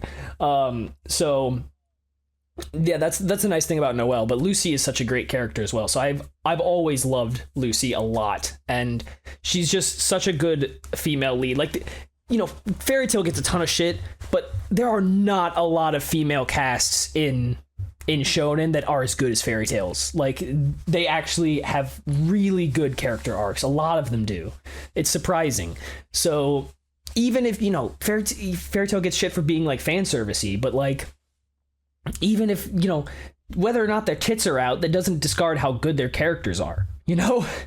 So that put that on a wall. Yeah. So like, I mean, that's just a fact. Like, in my opinion, this is a separate discussion altogether, but like, if you let the fact that their tits are out bother you, that's your problem. You know, like, that doesn't change the fact that they're characters and they're growing and that kind of stuff. Like, they're developing as characters. So either way, doesn't matter. Sort of in this category is sort of honorable mentions. Fire Force, fantastic shonen. This one, Fire Force gets really, really wacky. And not in the same way as Fairy Tail, right? It gets weird. It gets weird. And Fire Force Season 3 was finally confirmed to be coming out in April of next year. And it's going to end with Season 3. And my God, this is where it gets so weird. But the first 2 seasons of Fire Force are really strong, even animation-wise. And again, it's one of those that doesn't quite take itself 100% seriously, and it kind of is heavy on the fan service. I don't think Fire Force has as well structured a narrative as Fairy Tail or Eden Zero, but I do think it's very good for what it is. And it's just fun. Like, Fire Force is one of those that's just fun. So big recommend on that one. This is a huge recommend. Mission Yozakura Family. It finally got an anime. I've been reading it for about 2 years or so, little over 2 years, but it finally got an anime starting this past April, and it's a delight. It is just so good. It's like Sakamoto Days in the sense that it starts off with this really goofy concept, where it leaves so much room for like various shenanigans, and like these silly moments between these characters, but it's based around this action, like a lot of action happening. But as you explore the world, just like in Sakamoto Days, in Mission Yozakura Family, as you explore the world more and more, it develops a really compelling narrative over time, and it builds the characters more and more and that kind of thing. So, but Mission Yozakura Family is about a boy who has essentially lost his whole family. His whole family died in an accident, and he's crushing on this girl who sits next to him in class, his childhood friend. And the turns out one day he learns that this girl he's crushing on is the de facto leader of a family of spies, of a family of supernaturally gifted spies. So after he finds that out, which I think it was by accident, I can't remember by now, but after he finds that out, the only way to keep the spies, the family of spies from, like, you know, his crush's brothers and sisters from killing him off because he knows too much, is to marry into the family. And turns out, naturally, as you'd expect, the girl he's crushing on is in love with him as well. So she's totally fine with them getting married. She wants them to get married, and obviously she wants to save his life. So they end up getting married, and now all of a sudden this regular boy has to train alongside these like supernaturally gifted, physically inhuman, like, spy characters and get to be on their level. And it's ridiculous and fun. Like, not every character is supernaturally gifted, but it is so fun, and it really develops a great story over time. It is a little slow paced in that sense because it takes time to develop the narrative, but as you go along to get there, it's really fun. So big recommend for me on that one. It's on Hulu, I think the anime is. Disney Plus too, probably. And then again, I don't want to talk about it too much. Mashal is wonderful. Magic and Muscles, the Bling Bang Bang Born one, in case anyone's wondering. That one's it is intentionally a comedy, that one, but it just blends the action and comedy so well. Like, it is a perfect mixture. Like, it does exactly what it set out to do. Like, for Mashal, it's one of the very rare occasions where it does things that it knows are going to be funny, and they are actually funny. So it's just really well set up. The concept is brilliant. It's a little eerily similar to Harry Potter in some aspects, but if you look past that, it's a really fun story, and the characters are great as well. So those are the honorable mentions in that category. But yeah, just Fairy Tail and Eden Zero are, again, first big shonen anime I watched and first big shonen manga I ever read. Can't replace those. So wonderful. Yeah. Yes, I very, very, very, very good, very good. Happy with that. Speaking of having a tits out doesn't mean it's not a good story. I'm going to talk about High School DxD. Nice, good segue. Yes, I had that line. I was like, I keep it in your back of your head, Trent. You're locked and loaded. High School DxD is clowned on unfairly nowadays because, again, it's like you mentioned with a different show, with, like Hero, that's it. You can just upload like a 1-minute clip on TikTok or Facebook or Twitter or whatever, and of a scene from High School DxD, and you will get a wildly different impression of what it actually is. Right. Now, that's not to say that High School DxD isn't like an all serious super, like, it doesn't have like a super serious plot or anything like that. It is a comedy harem. It is just straight up a comedy harem, and you're gonna get that. But on top of being a comedy harem, like a lot of people say, and I will say as well, the plot actually does go directions, like actually compelling directions. It starts off as you'd expect, like with it just leading in towards it being funny, and leans in towards it just being a harem. And it's one of the rare few shows where they just like say, all right, here are some tits, not censored. Yay. Unless you watched it on television. They censored it on television, but I believe the Blu-ray wasn't censored, or at least when I was younger, the pirated version I watched was uncensored. So that was like, whoa, let's go. That's new. That's hype. Nuts. It was hype. It was very hype at the time. Issei is a very simple man. He loves boobs. That's all he cares about. He's a very simple man. That's a very well-defined character. You gotta love it.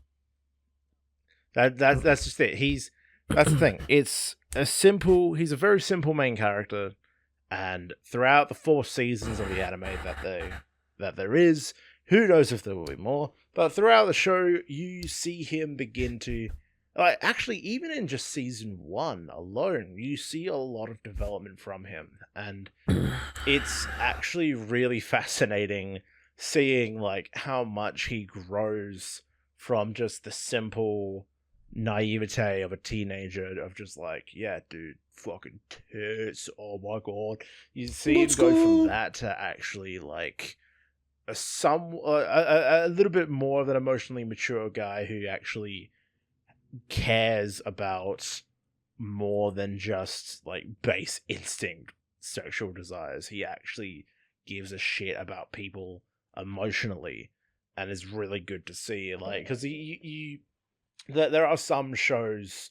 or some mangas and light novels I know where that is kind of like hinted towards of that emotional maturity, but it's not, and like it doesn't actually come to fruition. But High School DxD, they play it very well, and if you like, the English dub, unironically, is hilarious.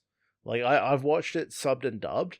The English dub is unironically really, really funny, and like the it gets clowned on for its time, and I don't know, like, I must be missing something, because a lot of the scenes, a lot of it is absurd. Like, from just it wakes up at the end of season 2 or something, and there's like 5 naked chicks in his bed, and he doesn't know how to react or what to do, and he just freaks out.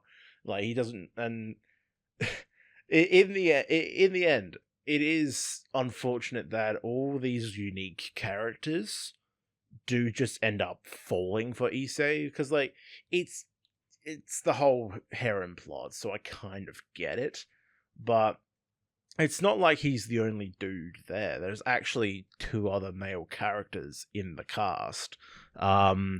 Also, so you definitely haven't watched DxD yet. No, I have not. I think okay. So that image on the bottom left of the 3x3 I've made. So there's 3 dudes in that image. Yeah, they've all got obviously long hair. Obviously, the middle guy, Issei, being hugged by red-haired Rias. Obviously, that's a dude. But guess which of the other 2 are the dudes? Let's see. The top one and the bottom one. Which bottom one? The one slightly to the right with white hair. With the cat ears, or the one next to them? Oh, I was thinking of the one with the cat ears, but actually, yeah, I think the one next to them might be the other guy. Huh. Well, I spoiled it. Yes, you were correct. The top left, the knight. I don't remember his name right now. The bottom right, the next to the girl with the cat ears. That's Gasper. He's actually. He was a very funny hidden character. He only came out during season 2 of like, yeah, he's just a vampire boy that likes dressing up in girls' clothing. He's one of them. He's one of them. It's a very live your life. It's a very funny It's a very funny review when he comes out and Issei is just like, holy fuck, another smoking hot chick, and then everyone's like, ha ha ha ha, ha you fool, you fool, Issei. Gay? You do? Yeah, the whole plot of the whole thing about the plot is demons and fallen angels and angels exist in this world, and straight away Issei he's a loser dude who just likes chicks, but all the chicks are like, you're a pervert, get fucked. This random girl basically approaches him and like half confesses to him, and he's just like, I must be dreaming. They go on a date, and it turns out the girl is a fallen angel, and she literally just wanted to kill him. That is it. It's just like, you know what, I just wanted to kill this fella, and she kills him. But Rias, the red-haired demon, is a head of the Gremory family, like, at least in her circle. She revives Issei as... Wait, is this the first thing that happens? Yes. Oh, okay, because there was another show I watched in the past couple years that had an opening episode exactly like that. Yeah, oh. There you go. Yeah, this is all episode 1. This is that's episode 1 of the other show too. Yep. So yeah, she brings him back as her pawn, and all of the families, like the demon families, they're sort of, well, they directly are played as chess pieces. Like, all of them have a role that is a chess piece, essentially. And Rias is the queen, so she's the strongest.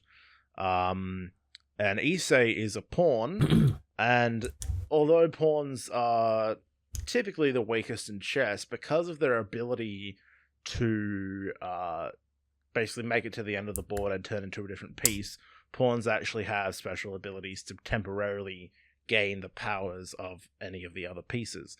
And all of the characters... despite the fact all of them do just fall into, like, except for Gasper and the other dude who I'm trying to, Kiba, that's his name. They are the only ones that don't fall. The dudes don't fall for Issei. Like, that's, you know, gay. Very old fashioned. Gay, very old fashioned. They didn't care for gay back then. Regardless, yeah, all of them just fall into the trope of falling for Issei, which is unfortunate. Like, it's part of being a harem, but it's like, it kind of diminishes a lot of their characterization. But you see, for a majority of them, I want to say, like, Rias, the red-haired one, the blonde one, Asia, Zenovia, the blue-haired one, and Akano, the dark-haired one to the left, like, they all have, like, you can actually see the development happen on screen. And Konako, the white-haired one, she takes the longest, which is part of her personality as well. And you do actually see a lot of worthwhile development on screen to help understand why they eventually do fall for him. It takes a long time to get there, but it happens, and it's very compelling. I love the plot and how the group of people have been brought together and they work as a team in the demon family, and they have a lot of challenges along the way that involve the underworld and trying to make the Gremory family one of the strongest in the underworld. I believe they already are one of the strongest, but Rias's family in particular. It's a lot of good action. It's a lot of good comedic storytelling, and if you don't mind fan service, it is a very good story and a very good watch. All the characters are compelling, except for maybe Ross Weiser. She's the top middle one. She's like the least interesting there. I don't think anyone really cares. I forgot what her trait is, because all of them have a particular character trait that don't really blend together. Semi do. Once they all kind of fall for Issei, it kind of semi blends together. For the longest time, my favorite character was Azia, the bottom left. She was previously a nun who then the church abused, and eventually she came on to be she was killed and revived as a demon, and she has joined them, but she can still use her nun powers to heal.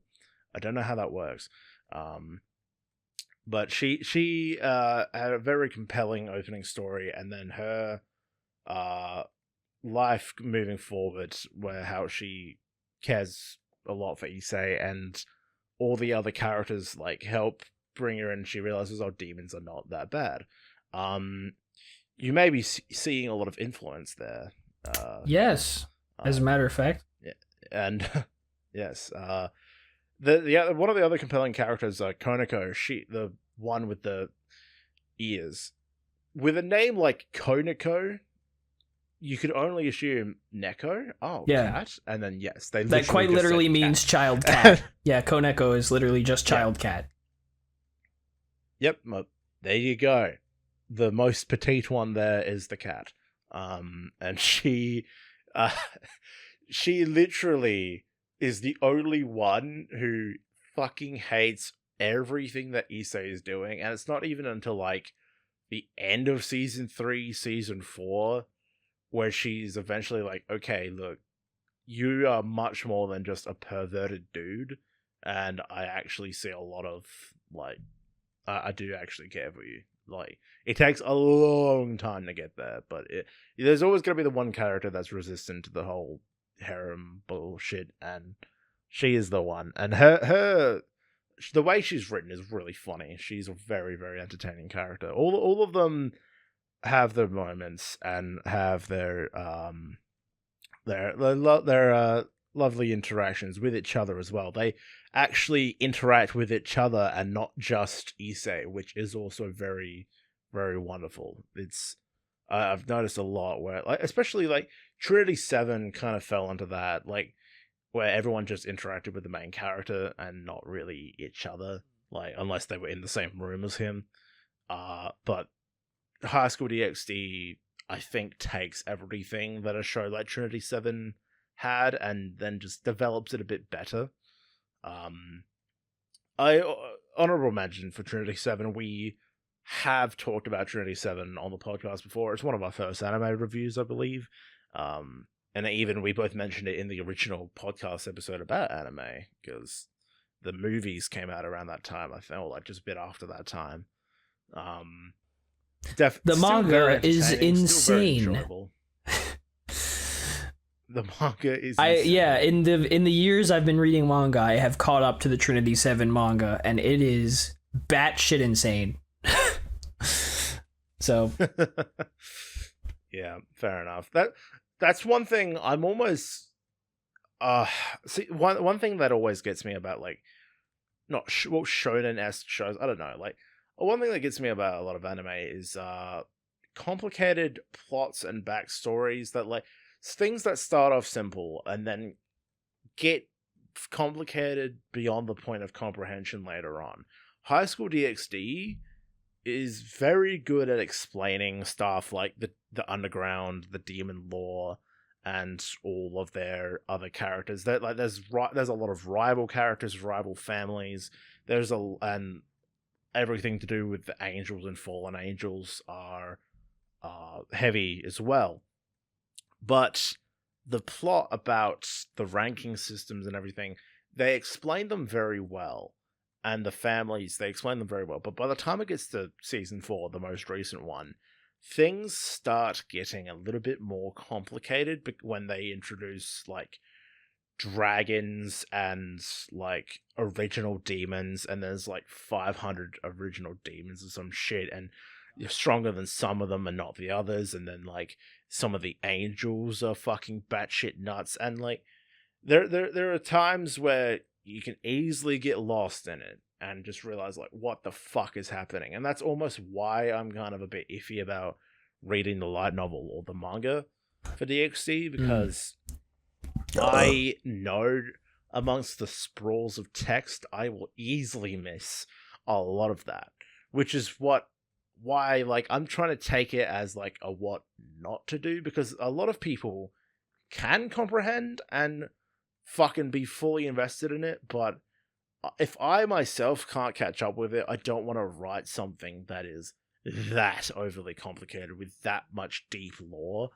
That's why like I said, a lot of these shows are an influence for my story, but I'm trying to work with elements that I enjoy the most and you put that into my writing. And some of the characterizations in DxD, like Azia was definitely a massive inspiration, because I love the character trait that she portrayed, and I'm going to definitely build from that base. But I don't want to be a ripoff, but it kind of sounds like a ripoff at this point. But I a lot of these shows, especially the dark fantasy ones, I'm trying to build from a base and be inspired by them. And DxD nowhere is not dark at all. It's silly, it's stupid, but it is also very fun and compelling. I definitely give it a chance, and if you can deal with like the anime especially had a little bit of a rough going there, because like season 1 and 2 kicks fucking ass. Season 3 is really, really good. Starts getting complicated. Season 4, they changed animation studios, and a lot of the English voice cast do get recasted as well, which is kind of like especially when I was younger, it kind of threw me. Like I was a bit annoyed. But I understand why they did it, especially for OG Issei. His voice actor, I don't know if you heard anything about him, Scott Freeman. Do you know about him? Well, yeah, he got arrested for CP. Christ. So he had to be replaced. He was replaced by who is now Jesse James Grell, formerly Josh Grell. I have no clue who that is. Good voice actor fella, who I believe is now trans. Wonderful. Wow. Congratulations to her. Yeah, very, very good voice actress though. I'm very happy that most of the cast is maintained, but the ones that do get recast, like Akeno, oh my god, when Akeno, Terry Rogers, very good voice actress for Akeno. Like that's just one thing I've always associate a voice with a character. Like I've mentioned before, yes. Like I get used to that voice, and when they change it, but it's such a notice. Like Azia got recasted in season 4, and it wasn't that much of a noticeable difference.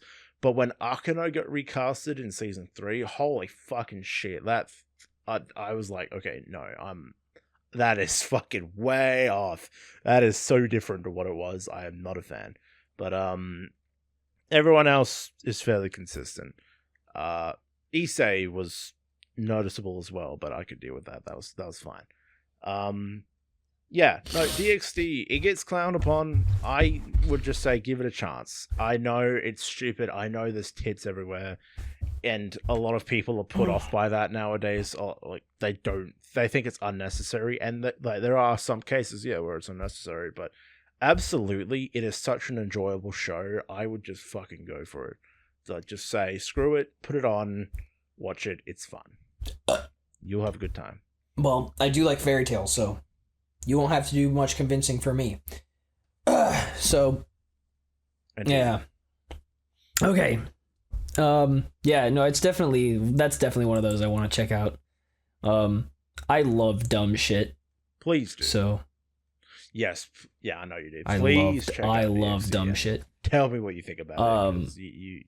I really want to hear it. Okay, so next I'm actually going to talk about. Oh man, I have such a soft spot for this. Magilumiere is a manga I've been reading for about 2.5 years now. And just got its anime. New episode came out today. I need to watch. Its anime just started up this past October, and it's like my child. Like this manga is like my child. Like I've adopted it, and it's just a delight.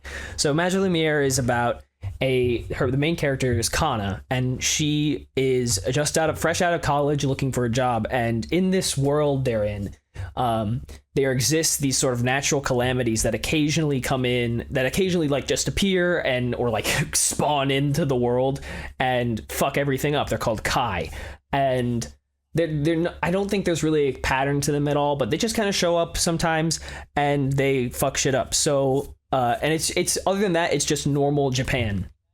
But to counter the Kai, there are magical girls, but the magical girls in this case, their equipment and their quote unquote magic is all technology science based. So it's obviously fictional science. It would never be able to be done it could never be done in real life. But like, it's all like the magic spells that the magical girls cast have to be developed and programmed by engineers before they can be cast. And that kind of thing. And there are built-in spells to their electronic brooms that the magical girls can take out whenever they want. And that's how the girls who are employed, they get paid and get commissions as magical girls, take out Kai so that the world can continue to function. Kana is looking for a job, and she eventually stumbles into helping a magical girl who is on the job. Just by chance, by pure happenstance, she happens to be at a job interview where there was a Kai, and a magical girl comes on the scene, and Kana steps up to assist. And the magical girl recruits Kana on the spot. And so now Kana is employed at a small startup magical girl company, full of quirky characters and all kinds of shenanigans bound to happen. But Kana is one of my favorite, like far and away, one of my personal favorite protagonists in any manga, hands down, like period. I think she is super relatable, and she's not spectacular. Like she's not, super amazing in any like one category. Like her strong point is that she's very well collected, and like she has the ability to think on her feet and develop strategies really and come up with ideas. She's very good at like planning and sort of keeping everybody together. So that's her strong point. But because of that, she's like sort of the centerpiece of everything, but it allows these like much bigger characters around her that are also magical girls to shine and like really do like the heavy lifting, you would call it, but take a lot of like these big moments, flashy moments, while Kana is sort of the centerpiece of everything. So I think she's extremely relatable. Like she's just a regular girl who happened to get recruited out of nowhere. And Magilumiere just tells such a very well crafted story. Like it has like it has a lot of fundamentally good things about it. So there's like a big talking point of Magilumiere is there is a rival company, not even a rival company, but the biggest magical girl company in the country, super corporately corrupt, that kind of thing, and their business practices are questionable, and a lot of their employees are treated kind of like shit. But there's this one girl who's employed at the big magical girl company who Kana meets pretty early on, and the girl who's employed at the big company is like all about time management, super like pragmatic. She's like, if you're gonna waste my time, don't talk to me, that kind of thing. Like, why? Like, I can't stand your idealism, all this nonsense. And it's eventually like Kana shows through her actions as the manga goes on and more things happen, that her idealism can truly be helpful and like save people. And like that's the thing. It's a big about like, there's a really nice moment like the first few episodes of the anime where it's like Kana is able to develop a plan that won't damage a shopping district where Akai has appeared, and she gets like all of this gratitude from the residents of the shopping district who expected their homes and their livelihoods to be demolished as a side effect of whatever magic they were going to cast. But Kana was able to develop a plan that allowed the shopping district to be perfectly fine while still eliminating the threat. So in that sense, she's like, but she's not necessarily the one who executed it. That was the other side character, Hitomi. She was sort of the one who actually like went and executed the spell. But that kind of thing. So it's like, it's really sweet. It's very charming. I love what they've done with the anime. It looks far better than I anticipated.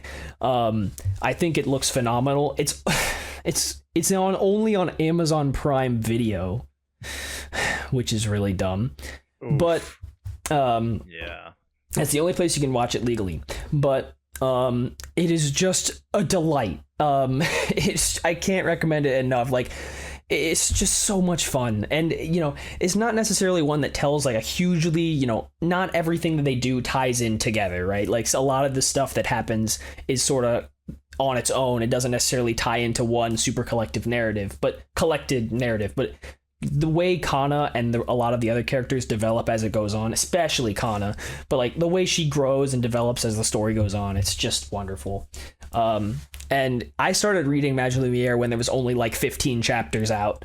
So I've just like watched it go and develop into what it is now. And I just like, I'm so proud. Like, not a lot of people are watching this anime this season, which is, you know, I'm fine to be the hipster. Like, that's kind of what I do. I like having that sort of hipster thing going on where I'm like, I like this thing and nobody else does. But I think Magilumiere is just a huge delight. I think it's so much fun. And Kana is one of my favorite protagonists, period. Like, in anything, personally. Like, I don't necessarily think she's one of the best, but she's one of my personal favorites. But the sort of the category this is representing is like lesser known manga that sort of take existing ideas into new directions or are just generally different, have something different about them. So I'm just going to briefly go over my recommendations. I'm going to send you, because some of these you have to see them because they're strange and weird. Okay. So I'm going to send you key visuals for each one once I have them loaded up. Oh my God, what is going on? Oh boy. Can we please? Thank you. So my first recommendation is called Goku Rakugai, which is a manga that does not have an anime yet. And I can't. So it'll be the first one in this set of pictures here. This manga is called Goku Rakugai, and it's only got about. Here, this is how you spell it. I'll send you the thing. That's how you spell it. That looks very. I love the look of both. Yes, so it's very interesting. I can't explain it, but it's another one of those manga I've been reading. I've started reading it at the beginning of this year, I believe. It's just got something about it that I you know, every time I read, I'm like, this is awesome. Like, the world just hooks me in immediately. It's got great world building. Huge recommend. There's only about 20 or so chapters out at this point. But they're monthly releases, so the chapters are a bit longer. It's usually around 30 to 40 pages per chapter. So because it's hard to explain, I'm just going to read off the sort of the recommendate, like the summary here. But essentially, it's a sort of like a fantasy. It has fantasy elements. It's like Japan with fantasy elements, sort of. But like, the Goku Rakugai is the name of the place, the district, and there's a hidden dark side to it where, like, there are these things called MAGA. MAGA does not stand for Make America Great Again, by the way, but it is spelled the same. Good. And their MAGA are sort of like these demons that infest the city in like the back alleyways of the city, and sometimes can take over humans. I think that's usually what they do, is take over humans. But these main two people, what are their names?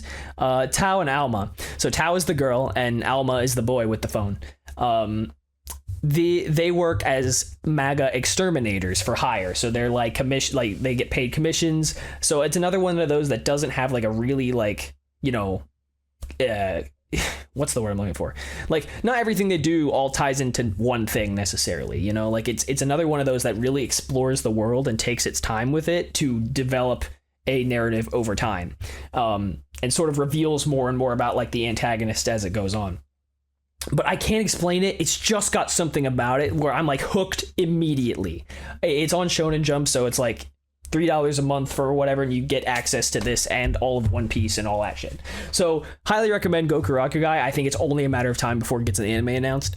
It's been selling really well in Japan. It's just got something about it. Like, I can't explain it. It's fantastic. Like, it's different than just about anything I've read. And it's so compelling. The characters are so much fun. It just feels like such a modern, like a lot of the characters, they're not necessarily super deep characters, but they're really fun to watch, you know, or I guess in this case, read about. So huge recommend on that. Yeah, 4 volumes. Yeah, only 4. I actually collected volume 3 the other day. It just came out in English, so big fan. Yeah, it's very new. So big recommend for me on that one. Again, you have to read it. Like, I can't explain it. It's just got something about it and I think the people who are adapting it into English on Viz with Shonen Jump are killing it. Like, just the way they write the characters is unlike anything else on Shonen Jump. They just give the characters so much personality in the translation. It's fantastic. The next one is ridiculous, but it's one of my favorite anime of the last few years. Ya Boy Kongming is its name in English, or Paripi Kome is the Japanese name.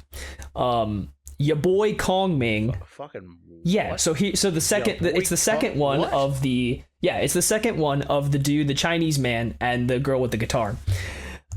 So Ya Boy Kongming is an anime of where a Chinese warlord from ancient times is reincarnated into modern day Tokyo and happens across a aspiring sort of singer, independent musician girl. That's the Eiko, the girl with the guitar.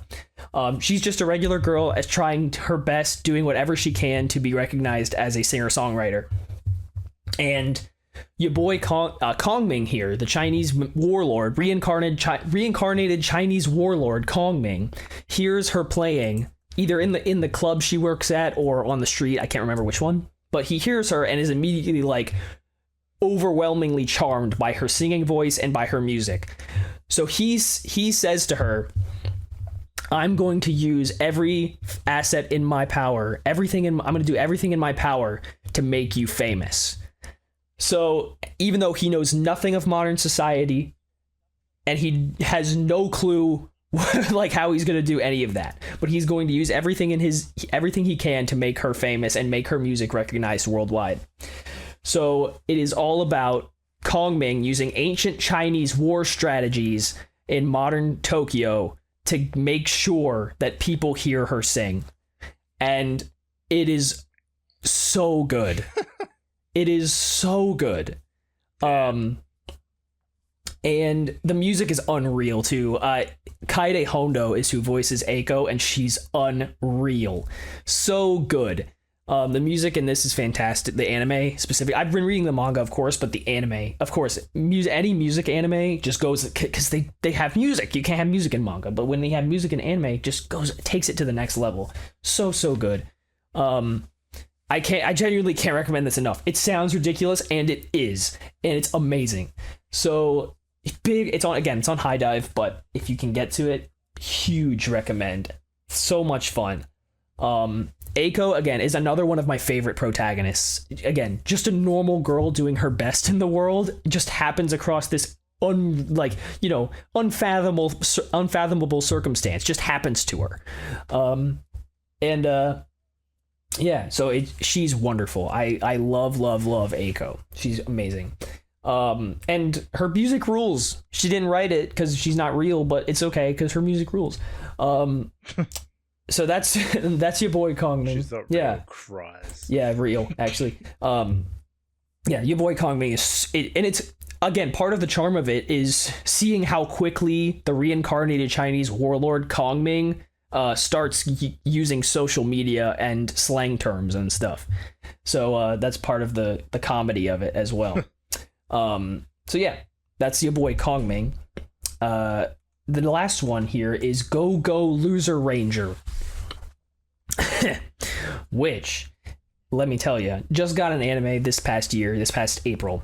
But the manga is by the creator of the quintessential quintuplets.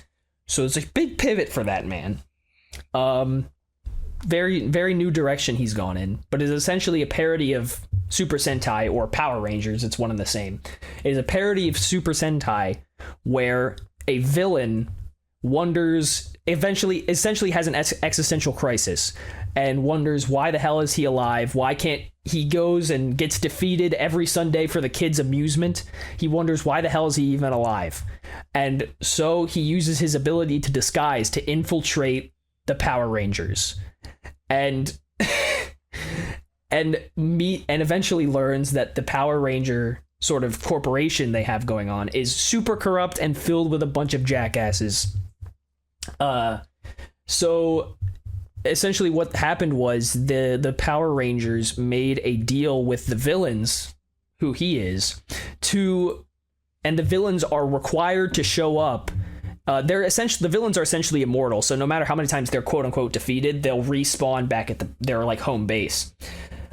So they they essentially, the Power Rangers made a deal with, they have the means to completely eliminate the villains, but they don't, because they put on a show every Sunday for the little kids to take out the Rangers, and like it's like a huge thing, like the oh no, here comes the villain invasion once again, it's Sunday, that means it's time for the villain invasion, and the Power Rangers will show up and be like, we won't let you invade our planet, villains. But it turns out it's actually just an act. Like the villains are, actually the sort of rank and file villains they don't know that it's an act, so they're actually trying to kill the Rangers, but the Rangers just obliterate them easily.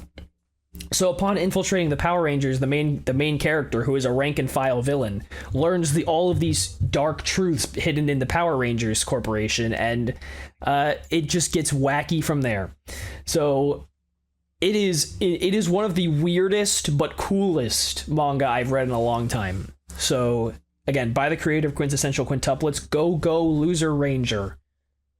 Good read. And good watch as well. Had an anime. It's on Crunchyroll. No, it's on Hulu. I lied. It's not on Crunchyroll. It's on Hulu and Disney Plus. Good watch though. Oh, yeah. Right. Good watch. Yeah. Good watch. No, that's. I'm looking at the Wikipedia. There's so many, like the Dragon Keeper. Yes. Yeah. And then there's, obviously copyright neutral Rangers, Power Rangers. Yeah. Yes. yes. Obviously. That looks. I think they're actually doing an anime about the Power Rangers, but like they get isekai'd or some shit. I don't know. I don't remember what it was. So that's sort of my 4 recommendations for like, this is weird but really cool. So yeah, there you go. Sweet. Awesome.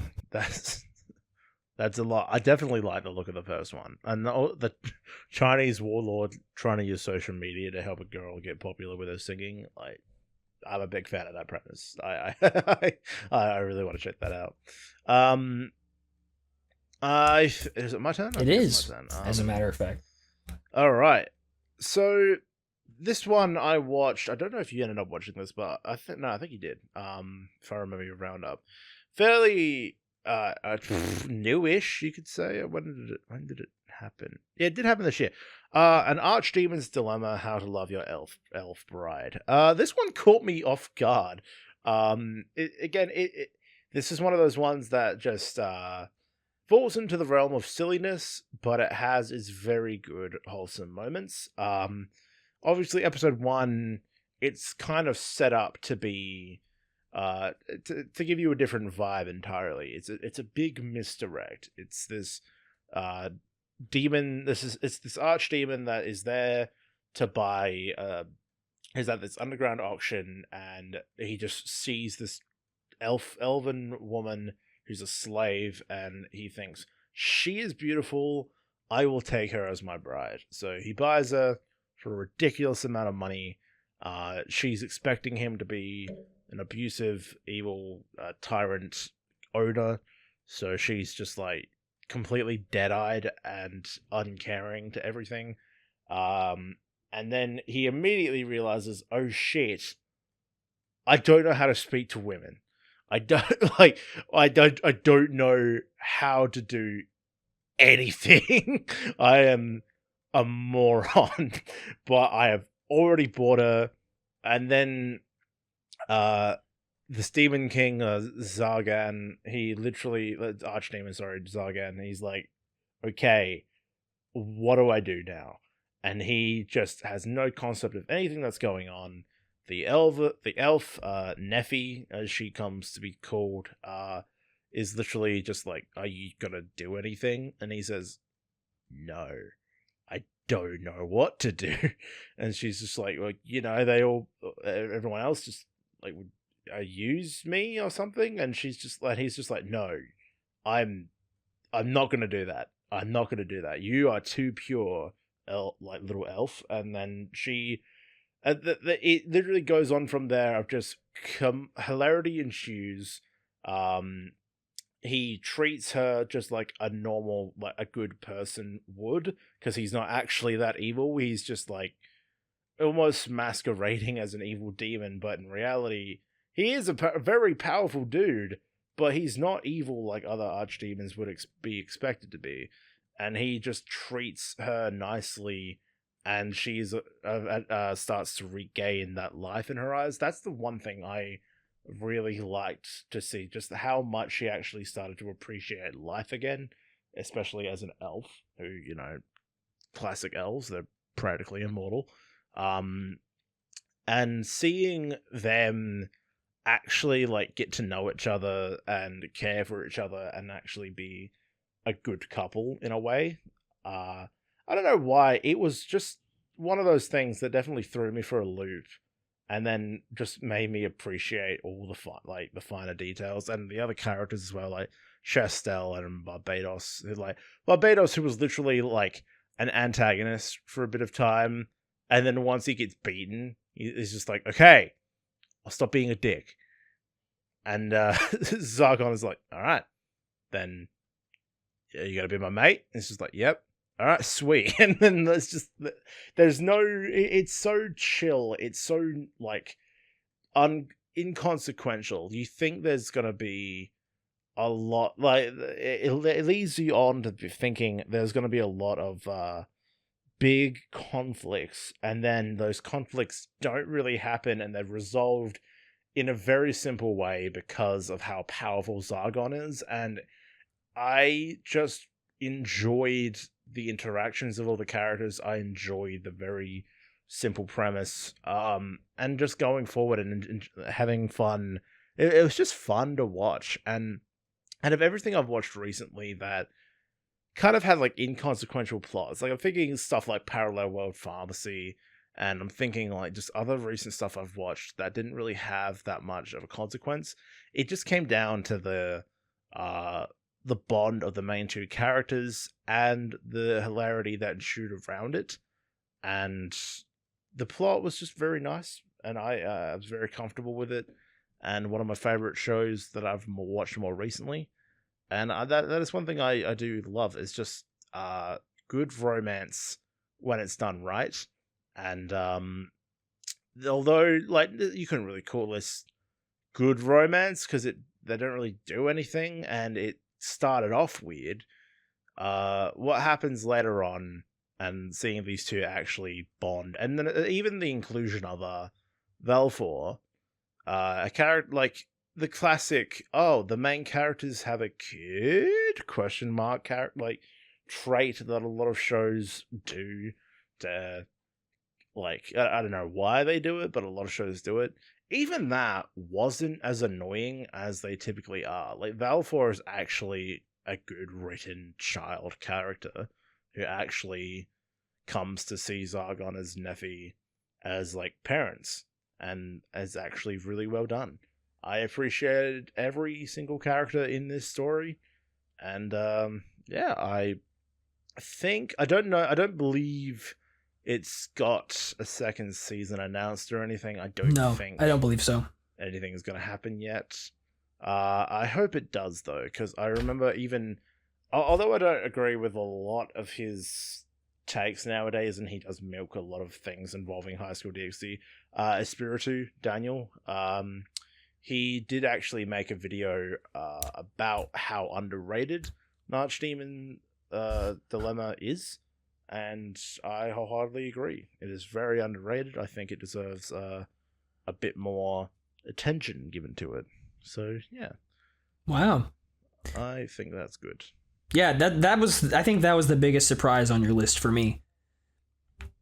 I don't know what about it. It just really caught me. It had I think the perfect mix of everything that I enjoy. Like, perfect mix of a fantasy world and a really nice, well built relationship, and just really enjoyable characters. It just had everything I like. And it wasn't even like, even though I do like dark fantasy sort of stuff as well, like, this was just everything else that I enjoy about anime, and it was all very well done, crafted. So yeah. Wow. All right. I had a good time. Hell yeah. Yeah, then for me, the next one I'll talk about, I'm not going to hit on this because I think I probably talked about it in the last one. I didn't watch the whole thing. I gave up because I was like, this sucks. I didn't watch our last anime, the whole of our last anime episode, because I couldn't bring myself to go through with it. But the Asterisk War is one of the first anime I watched when I was starting to get into anime, and it's the first light novel I ever went out of my way to read. So it sort of like that, the Archdemon's dilemma for you. The Asterisk War has a lot of things that tickle my fancy. On a personal level, there's not a lot of stuff that's like, it's not necessarily the strongest thing out there, but it has a lot of things that I really like and tickle my fancy. So I was gonna be like ballsack, but tickle my fancy is fine. So one thing I have a huge erection for all the time is like futuristic sort of urban setting. So like really like a futuristic city. I love that shit. I can't explain it. I think it's so cool. Like, especially when it has like this sort of techno music playing in the background, I just get sucked in. I'm like, oh, this is so awesome. I can't wait until cities look like this. And people flying around on hoverboards and shit. Whatever. But other than that, it is a trash harem, which I am a fan of. I think that all of the girls like the main character, whatever. I think that rules.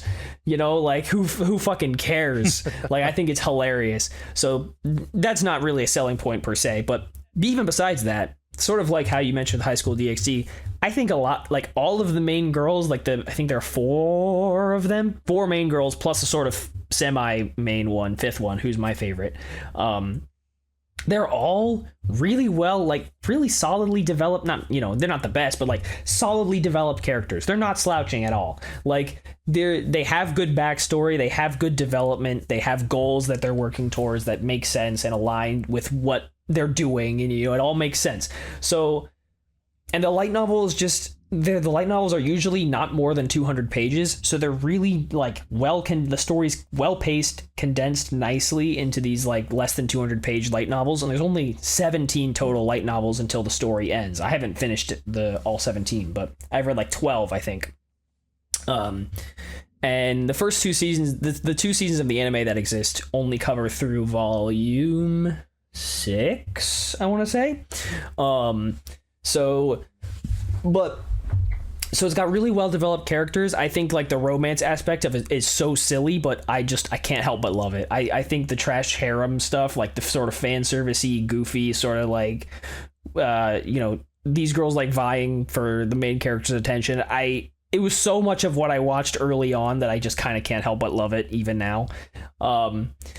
Even though it's silly and dumb, but I love dumb shit as I've stated. So But again, it's also another thing I really like about it is got really nice world building. And this is something I kind of I like to harp on with especially stuff that's going to go on for a long time, like manga or light novels that go on for a while. I want to see stuff that is moving, like stuff besides the main characters that are, actively changing and moving as the main characters are doing whatever it is they're doing and moving the main story along. Good world building really helps add to the sort of feeling that you're sucked into the world, especially for a light novel where there are no really pictures to go with it. There are only a very small handful of pictures every so often. So having a lot of characters that are even just doing a little bit at a time, and especially if there's a good amount of them, but not too much, that are sort of doing things as the main characters progress the story, I think it really adds to the world. And there's a lot of really good stuff in the plot. Like, again, it's not the strongest light novel out there, but it's just really fundamentally solid, in my opinion. So it's got a lot that I really like about, like, again, futuristic setting, good characters, solid story with good like backstory and storytelling that sort of leads to a really solid resolution. I don't know the resolution, but I'm assuming it's good, because it's been really solid so far. But even the anime, like, I love, like, the two openings and the two endings are still to this day some of my all-time favorite music wise, because again, I love the futuristic sort of style and the sort of synthy techno feel of the two openings, plus the like ambient electronic style of the endings. The second ending, Words of Love, is probably my favorite anime ending of all time. I can't replicate the feeling that it gave me when I was like 16 listening to it. Like, I had never heard another song like it. It just gave me this, like, I can't even describe the feeling. Like, it's such a beautiful, beautiful song. Words of Love, the second ending, the ending of the second season of the Asterisk War, is so good. So I love the music as well in the anime. And, I immediately got like attached to the characters, because at the time when I watched it at first, I hadn't seen another tournament anime really, like, because the first season is like mainly about the sort of first tournament that happens. And I hadn't seen another tournament anime at that time. So I like immediately got attached to the characters. I like wanted to see them do well. And there was a lot of really cool fights as well.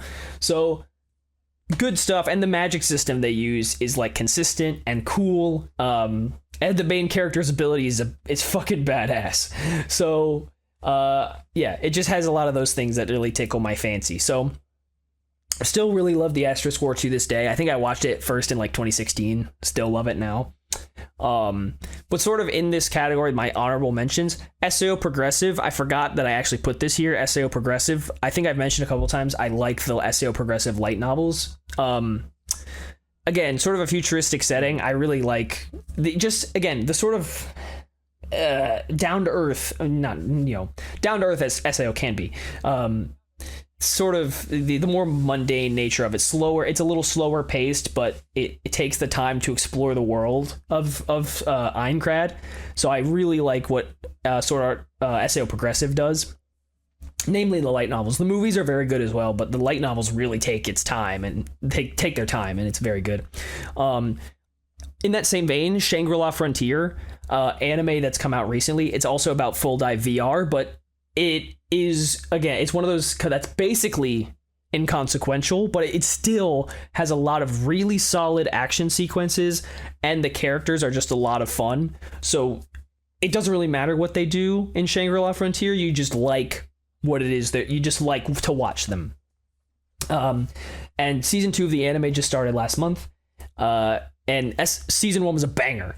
So the first season had 25 episodes, and this season 2 that we just started is getting another 25 episodes. So there will be 50 by the time the season ends. Huge recommend for Shangri-La Frontier. It is on Crunchyroll. It's awesome. It's one of those that doesn't have, like, again, it's inconsequential. There's no penalty for dying other than respawning where you slept last. It's exactly as a full dive VR game should be, without the death game involved. But there's also a lot of, again, big world in Shangri-La Frontier, a lot of moving parts. So again, that's why it sort of falls into this category. And the last honorable mention is Wistoria. I don't want to harp on Wistoria too much, but Wistoria is a fantasy setting, but it has a lot of the things I really like about the Asterisk War also in Wistoria. And I talked a lot about Wistoria in my last roundup video. So if you want to hear more about me gush about Wistoria, you can go to the summer roundup, the summer 2024 roundup. But it also, you had that banger opening I covered. Like, I think Wistoria is wonderful. It's written by the creator of Is It Wrong to Pick Up Girls in a Dungeon? And you can kind of tell that man was fed up with with the Is It Wrong to Pick Up Girls in the Dungeon? Because that's been going on for who knows how long at this point. Wistoria is so simple, and it's elegantly simple is how I described it. It is such a simple concept, and it just works.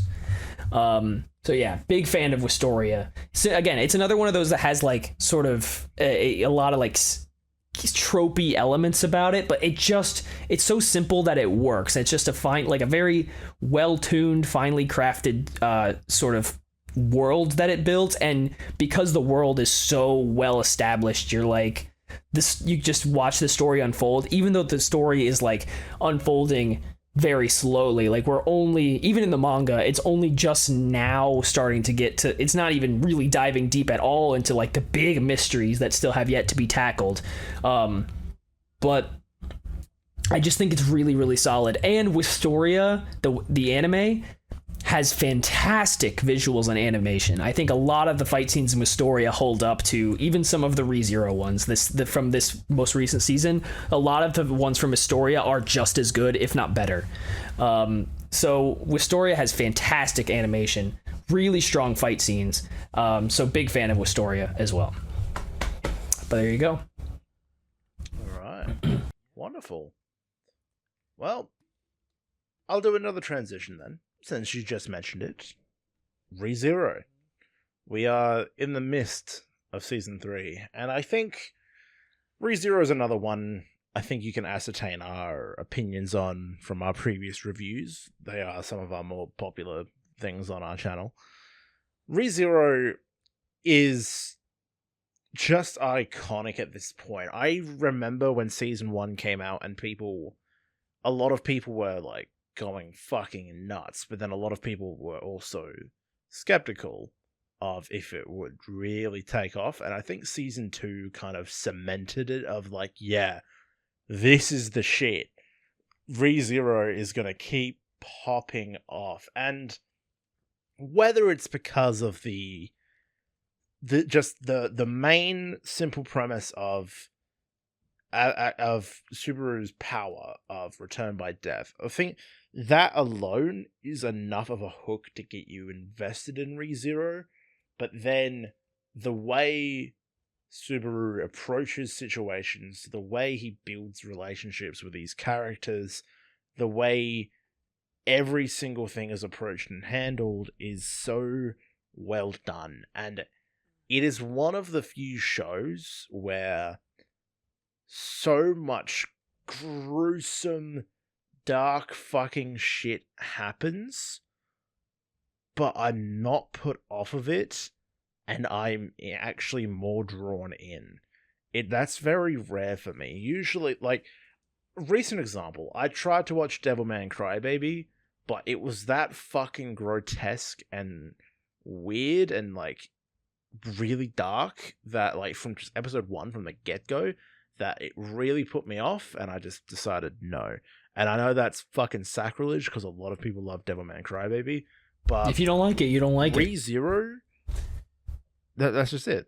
If you don't like it, you don't like it. But ReZero approached it in a way where it built up the more gruesome deaths. I think one of the first deaths is he's just stabbed and beaten by 3 people in an alley. Maybe I think that was it, but just everything about ReZero is almost like a perfect build, because Season 3 has done a lot of interesting things as well so far that I'm compelled in, and it's actually the fact that there has been so little return by deaths that makes it even more compelling, which that is so cool. The initial hook has now become almost a crux to the main character, because people like that's one of the discourse on Twitter I saw a lot before I really tried to tune away from Twitter, is people just saying the situation is that fucked. Why doesn't Subaru just fucking kill himself and reset it? It's because, like, dude, that shit's traumatizing. He feels it. He actually, like, feels the death happen, and he's traumatized. Why would he purposely want to do that? Like, no matter how bad the situation gets, you should never think that is going to fix everything. Even though for him, it could, but it's still just a traumatizing experience. And I think that is such a good hook, whereas a lot of other, like, shows don't have such a unique perspective on it. I feel like just the simple idea works enough on its own, but all the characters, Amelia, Ram, everyone in the mansion, all the side characters, all the other, like, election, what are they called? Don't know what it's actually called. The people, the ruler candidates, yeah, I'm all of them, even, like, the more bitchy one, like Priscilla, I think her name is, like, they are all very well written. Like, all the characters are unique, well written, and that none of them are exclusively annoying, which is hard to find. Like, this is another show, another, like, light novel series where the author has taken time to give everyone unique characteristics, unique traits that they can build up off on and grow from. Like, even the simple growth of Garfield, I didn't like him when he was first introduced, but now he's one of the fucking kings of the fucking show. I was so impressed with the way he was built up, and that's nothing to say like Beatrice as well, how away and disjointed she was from everything, didn't care, always just watching on from the sidelines. Now she's front and center. She's one of Subaru's best allies. And Amelia as well, like, seeing her growth, and people had that giant argument over Ram versus Amelia and how he chose Amelia, but you can't not love her. She is an amazing character. She's especially after season 2. Yeah, for sure. Especially after season, it's so easy to, like, see that and understand why, like, Subaru's initial, like, infatuation with her maybe was a bit like because it was like the love at first sight thing. He just sees a beautiful girl with white hair and he's like, oh my god. But then actually building on the characteristics and the individual characters themselves, and then later them together, you understand everything. And I understand the motivations of everyone except for the antagonists. They're just evil for the sake of being evil, you could say. They would all have their own mini characteristics which drive them to do what they do, but it's one of the rare situations. The witches, sorry, not the witches. No, fuck. The witches cult. I'm going through the Wikipedia very quickly. The archbishops. There we go. Yes, they're evil for the sake of being evil, but they all have their own little reasons, and that is even a rarity just amongst a lot of media. There are just no basic villains nowadays in a lot of media, and ReZero is just allowing that to happen, like, which is fine. You're allowed to just have guys you don't like. You're allowed to just have villains, and I'm glad they have some very good villains with very overpowered abilities. And I love watching everything of how Subaru has to approach the next challenge, whether it's something as simple as one of his friends being taken out, or one of the villains doing something drastic. Actually having to watch him decipher and figure everything out is so compelling. The only thing which I am a bit critical of with ReZero now is that I genuinely have forgotten what like the canon timeline is because of how often he did reset by death early on. And like of remembering those deaths and remembering the different things that happened each time, I've genuinely forgotten what like the just straight canon timeline is and what's happened up until this point. I need to like figure it, like look it up and figure it out. Like what is everything? Because I'm very lost at this point. But season 3 has been fairly like says it has been lacking in those deaths. It's been fairly easy to understand. But yeah, a lot of fun. I know we're both big fans of it. I don't even sell it on you, obviously, but yeah, I'm very compelled by ReZero. No, it's been very good so far. It's rewarding. It's another one of those, like, I love stuff that's long and rewarding, and ReZero has been that, because, like, seeing how much Subaru has grown since the beginning, like, especially with the most recent episode where he gave the speech into the microphone and everything, big, like, such a very, like, powerful sort of character moment for him. Like, you just realize, wow, he's such a different guy than he was at the start. Yeah, definitely like I've mentioned, that's a character defining moment for him. So good stuff. For me, next I'm not going to talk too long. I don't want to spend too long on Blue Lock. Blue Lock is one of the very few, you know, it's again, it's a shonen, but it's sort of not quite a shonen. I've called this category all dudes doing dude things. In this case, playing soccer.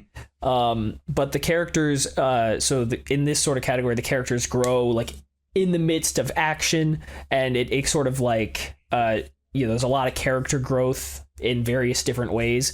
But Blue Lock is such a cool, it is what a sports anime should be in my mind. Like that, maybe that's not true, but you know, it is a different take on sports anime, because a lot of sports anime up to this point, we're talking about like Haikyuu and stuff, which is an honorable mention, by the way, because I've been reading Haikyuu very recently, and it is very good. The volleyball one. But like stuff like Haikyuu is like super fucking, you know, very team oriented, where like I'm gonna try to be the best even though all the odds are against me, that kind of thing. That's what a lot of sports anime have been. And, you know, a super feel-good kind of thing. Blue Lock is very critical and analytical and stuff like that. And it's all about selfishness. And it's very interesting in that sense, because it shows like a lot of the true colors of a lot of these characters, and it's really cool. But because because it's all about characters being selfish, it also brings out their true colors when characters end up on the same page, like they're on the same team, and they're like, whatever happens, we're gonna fucking win this game. That shit rules. Like, it's all the more rewarding because you know they're being honest with each other. Like, all the cards are out on the field with each other, but they're still gonna give it everything they've got, no matter what happens, and play to the best of their ability. That kind of thing. There is a sense of camaraderie there in a sense, but it's different, right? Because there's nothing they're keeping hidden from each other.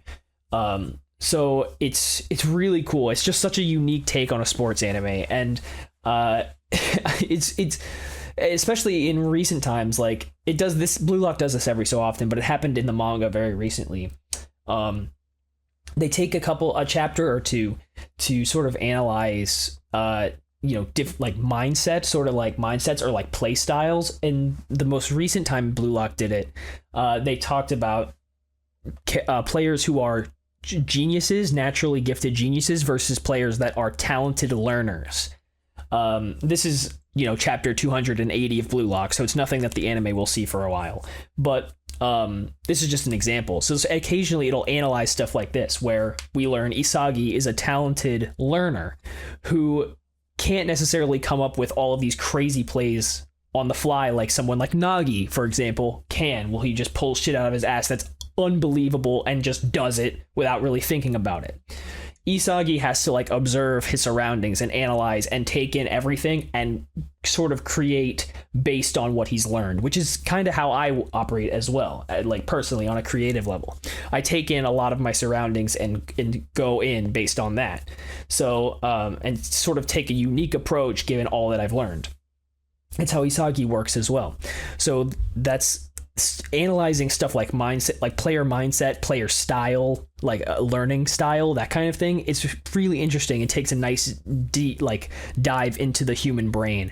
I think that's really interesting. It's a cool way to approach it, right? And it's blue. There's never been a sports anime that has gotten me as hype as Blue Lock. It's a shame that the animation of season 2 has been dog shite, but this is the best part. I think this is the best part of Blue Lock so far. Like if you just read like with how season 2 looks, you might as well just read the manga. Yeah.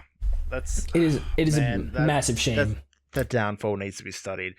Bro, I remember when you recommended me Blue Lock, and I was like, you know what? I grew up playing soccer. I love soccer. I will watch it. And I was straight away like, oh, yes, fuck, this is something yes, no, exactly. Different. I remember watching the very first episode in 2022 when it first aired. I'm like, immediately, episode 1, you're like, this is different. This is something else. Yeah. Immediately, you're given that impression. It's just amazing. Like Blue Lock.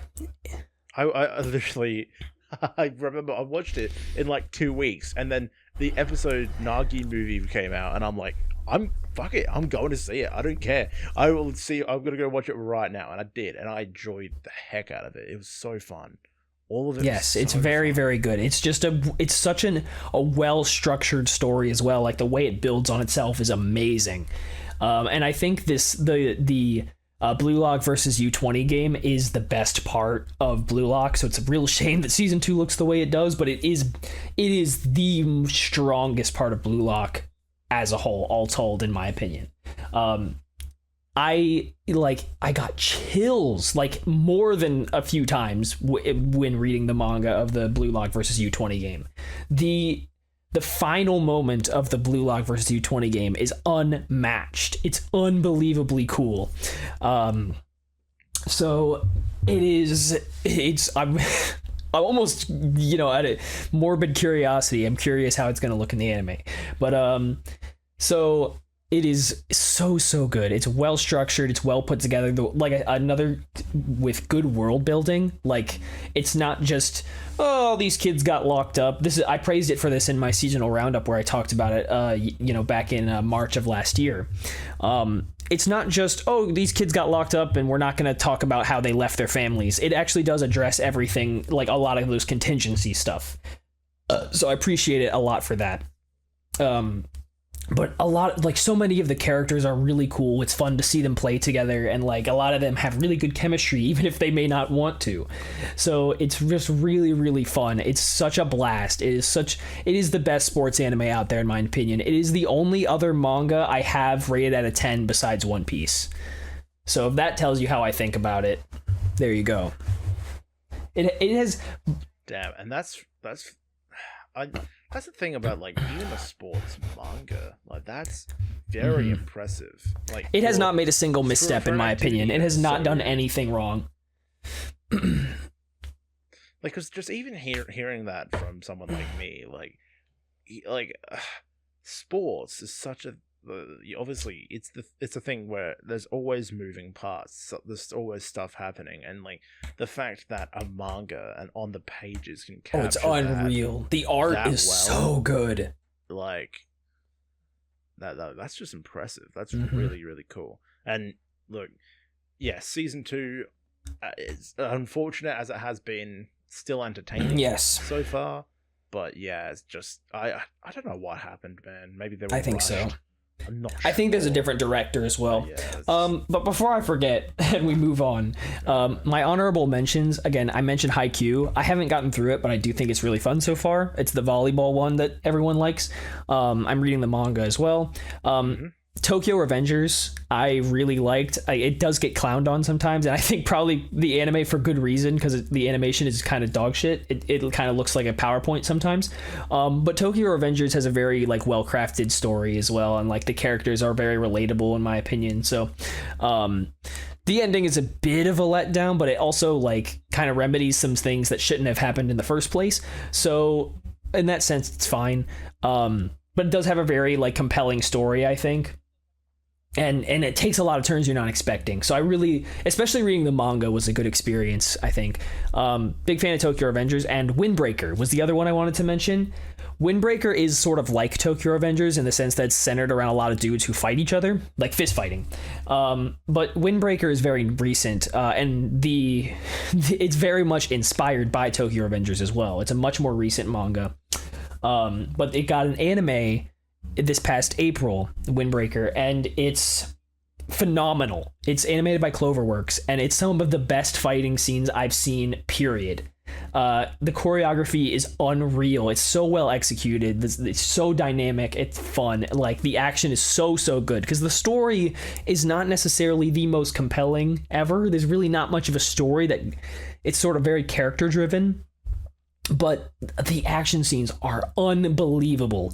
So good. Like, every episode is just amazing.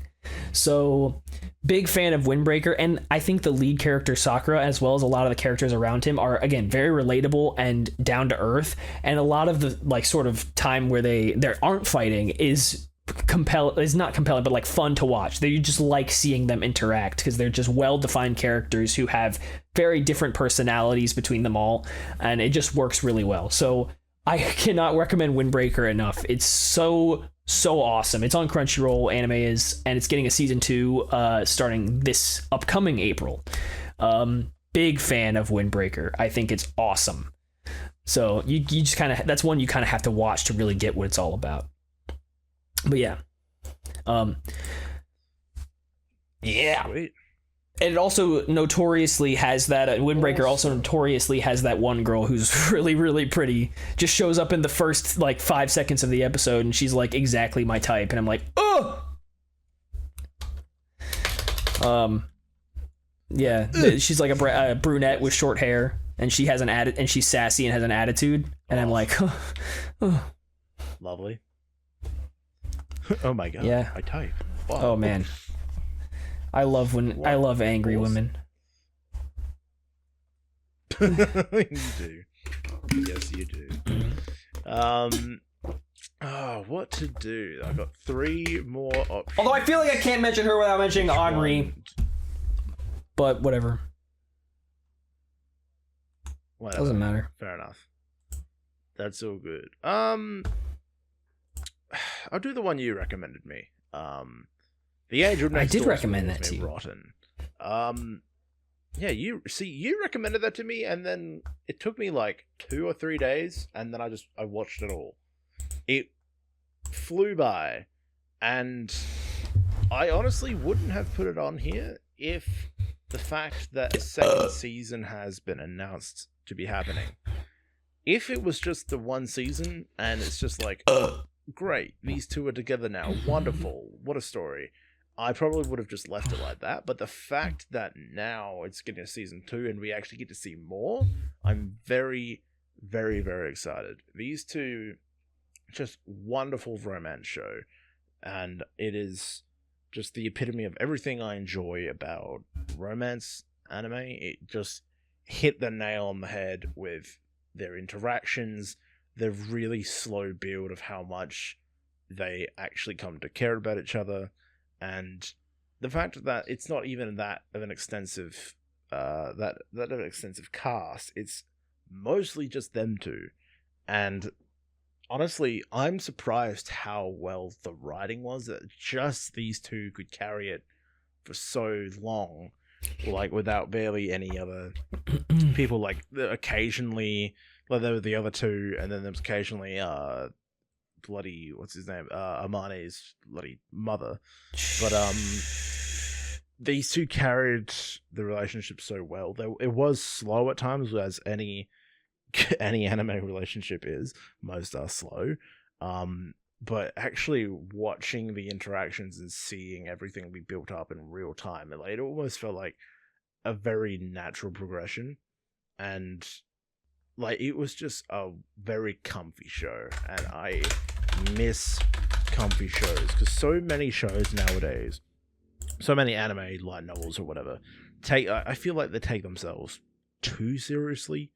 There's so many which like have such a huge overarching plot that involves everything, and even I'm trying to write something that will have a huge overarching plot, where at times I just kind of want to write something a bit more simple. Like I might start something a bit simple as well, and this is just that epitomized. Something just is nice, simple, wholesome, great watch, nothing too fancy about it, and it hit me where it needed to hit me. And I know there's probably a dozen other shows out there that fit that vibe exactly, but it just happened to be The Angel Next Door Spoils Me Rotten that yeah, well, it also happened that I happened to watch it. See, the reason I knew you'd like it is because I got bored. Yeah. Wow. Okay, fair enough. Yeah. I guess I'm just better at dealing with that. Like, see, you're better at dealing with the longer, more complicated, keeping everything in my brain. Yes. Yeah, I prefer the more just slow, but not too slow. Yeah. Well, the other kicker was that they were actually together by the end of the show. That was another big drawing point. The fact that they ended together and then they said, oh yeah, season 2 is happening, I was like, bro, when does that happen? What the hell? So I was like, all right, I'm in. I'm locked in. I'm ready. Yeah. So yeah, I'm so keen for season 2. I'm really nice. Happy.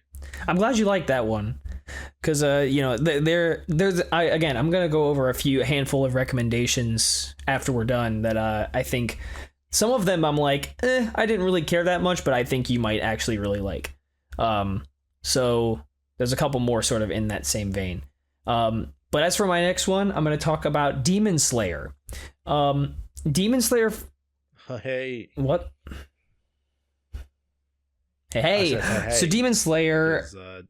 I have thoughts. On yeah. Demon Well, Slayer I don't need well, you to add them because I'm gonna try my best to sort of address everything. So Demon Slayer for me has always been, I watched a little bit after it first aired, so I was already deep into Fairy Tail by that point. But I didn't watch it as it aired. It was a little bit after. So, but it was, again, one of the first shonen anime I really got into. And I think it looks unbelievable. You can't mention Demon Slayer without the animation. I think the way it uses visual storytelling and as well as like the action scenes are just unbelievable. There's not another show like it. It's so cool. And I think for me, Demon Slayer, like when I look back at it now, I could like imagine the entire story of Demon Slayer, but there's just like the spotlight on Tanjiro and everything else is blacked out, sort of like, or there's like it's faded out.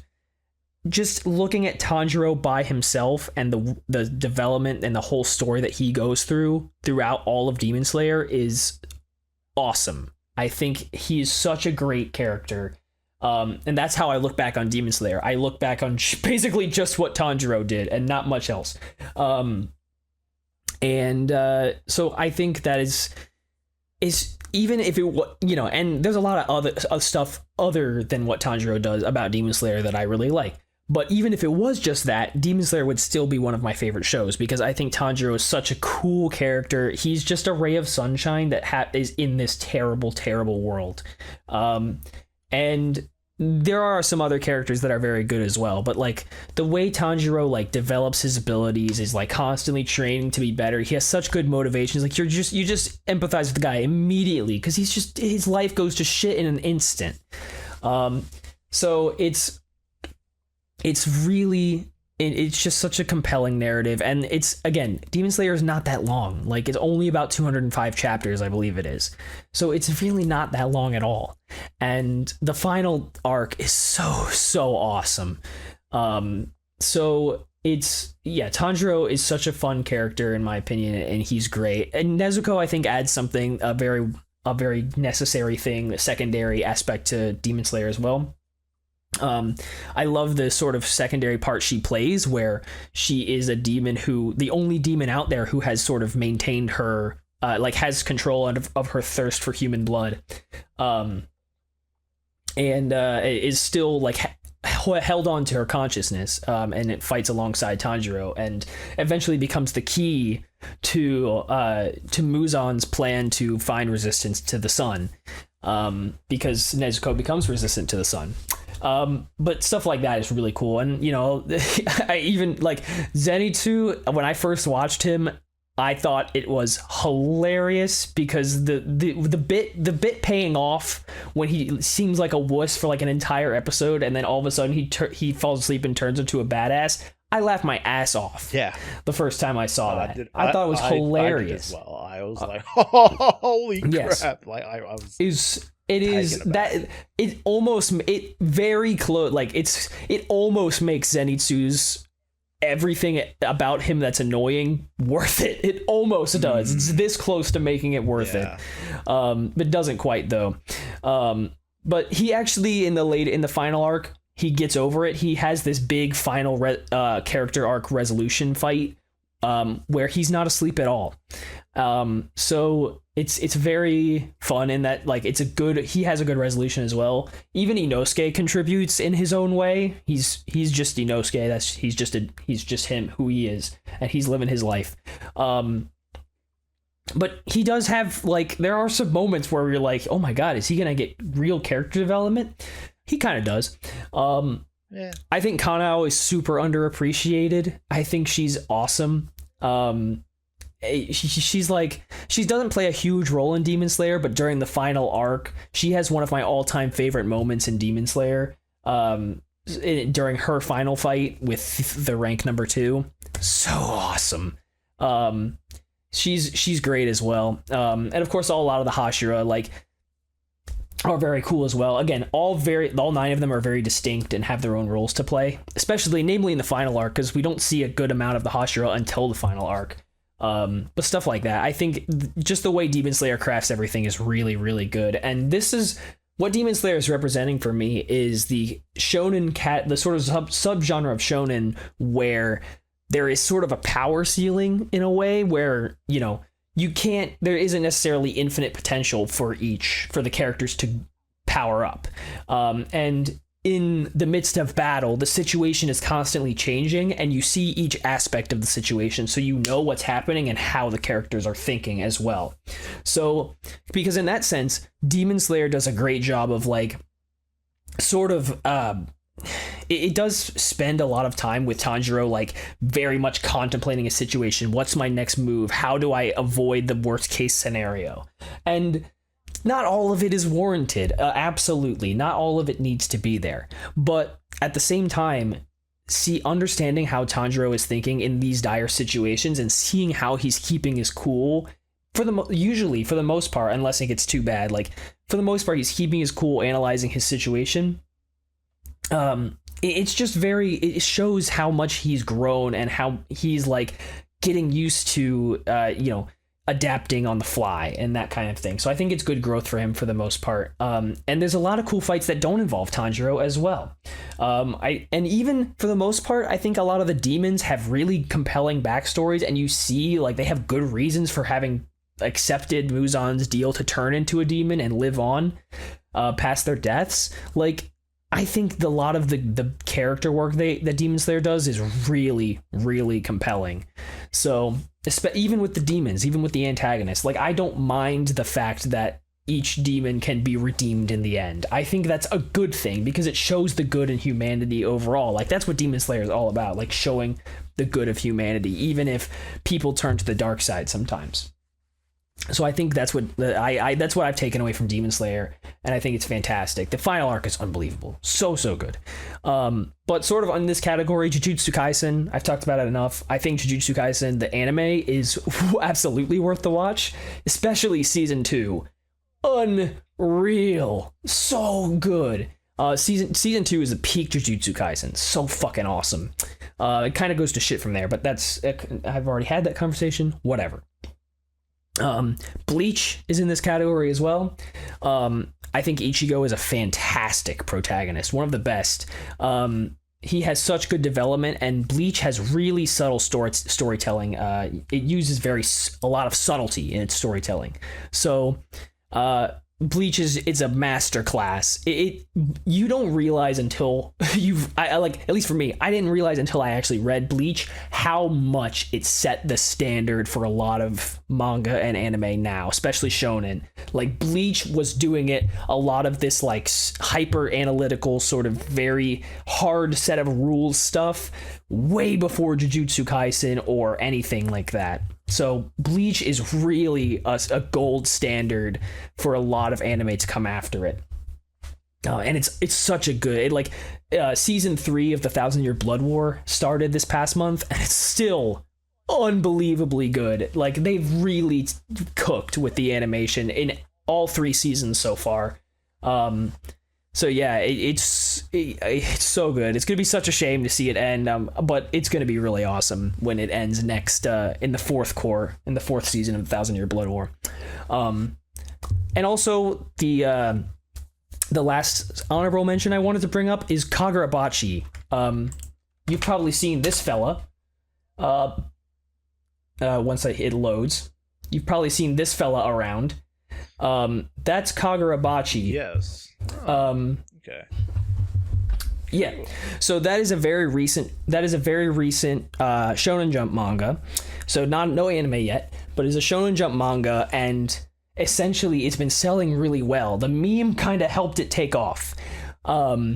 So it's actually been performing really well, selling well in Japan. It's only got like 5 or 6 volumes at this point, I think. Maybe 5. I don't think 6 yet. I think only 5 or maybe even 4. But it's been selling really well, and in the era where One Piece is sort of at least sort of close to ending, not really close, but sort of close. Like a lot of the Shonen Jump higher ups are like, Kagurabachi is already doing really well, and it's gonna be the kind of thing that takes us past when One Piece ends. And it's only about 50 chapters so far, but it is exactly the kind of same sort of shonen as Demon Slayer and Jujutsu Kaisen. It is, a very hard set of rules, and maybe you don't understand everything that happens, but again, it uses a lot of subtlety and storytelling, leaves a lot to your interpretation, and a lot of the artwork is supposed to represent what actually happens. It doesn't outright tell you everything. But it's one of those that has kind of already proven itself, even though it hasn't been around for that long. The most recent arc that it concluded, the Rakuzaichi or something like that, whatever the auction that it had was, such a good arc, very strong. So, and the fighting is really dynamic and fun as well. Like, I think the manga does a great job of conveying the action. So again, I'm not gonna get too far into Kagurabachi, but it is a great read in my opinion. So it definitely falls in the same category as Demon Slayer, Jujutsu Kaisen. So if that's kind of not your thing, maybe skip out on it, but it is only a matter of time. It gets an anime in the next 2 years guaranteed. And I think it's going to be really, really good. They're going to cook on it for sure. Like, they're going to take their time with it and really make it awesome. So I think Kagurabachi is one to keep an eye out for. Wonderful. I would definitely. So there you go. That is all of. That's a lot of big hitters. A lot of big hitters. Mm-hmm. Yes, I still remember you talking about Jujutsu Kaisen season 2, and It is peak. It is peak. Like, that is just one I know I need to watch. Although, like, I'm not too fussed beyond that, because I remember you said it kind of slowly falls off a cliff. Yeah, but it's fine. Yeah. I'll get to season 2 eventually. I will get there. It will take me a bit of time, but I will get there. I don't know. I have my thoughts and feelings about Demon Slayer. It is good. I really do like it. There are just times where I just stop paying attention. Time passes. I come back, and it doesn't feel like much has happened. But I know that's probably just me. I know there has definitely been. Well, that's how I feel about The Angel Next Door. So yeah, there you go. That is completely valid. And I don't know, because I think there's just a lot when it comes down to the more like shonen-esque shows where like the fighting can be amazing, but it doesn't always hold my attention. It doesn't always keep me. I don't know. Fighting used to be the thing I loved the most, but nowadays it's gotten less so. So I don't know. Yeah. No, I feel you, because I only care about fighting if I care about the characters who are fighting. So, and that's like, I care about Tanjiro more than just about anybody in shonen. So I'm always invested in what Tanjiro does. So I like, fighting is whatever. I can appreciate animation, obviously. Like Windbreaker was a big example of that. Like I wasn't super invested in the characters of Windbreaker, but the fighting is unbelievable. But for Tanjiro, like I'm always invested in what he does, because I want to see him succeed. I want to see him get revenge, right? Like that's the whole point. So. That's sweet. All right, we're coming towards the ending of our lists here. I'll talk about Violet Evergarden. Violet Evergarden, it took me a while to really appreciate what Violet Evergarden had to say. I remember a few years back, I tried watching it. I only watched like 2 or 3 episodes, and then I didn't really gel with it at the time. And then I tried again last year. I want to say middle of last year. I was doing my away work and had a bit of time to kill, and I just popped on Violet Evergarden, and I just let the whole thing play. And the stories of every episode about it's all having to do with, in some manner or not, writing, or having to do with this character Violet trying to discover find a different meaning for her life other than just being a machine of war, even though she's not a machine. Just trying to understand what it is to exist, and like that sort of setting that she's been placed in. It was really compelling. It was really like heart. It tugged at your heartstrings a lot, and it goddamn nearly brought me to tears near the ending. It's one of the rare few shows to actually really hit me that deep. It's hard to describe as well. I don't know if you've been able to tell from the past few entries. I'm bad at this. I'm the one that came up with this idea, and I'm terrible at it. But Violet Evergarden, I'm so happy that, like, Violet is the main character, and we get to just feel everything she feels, and not have it be misconstrued. Whereas a lot of other shows have multiple mains in the cast, and you have to kind of juggle all of their emotions at the same time. Violet is just the only one you have to pay attention to, and you feel everything she feels.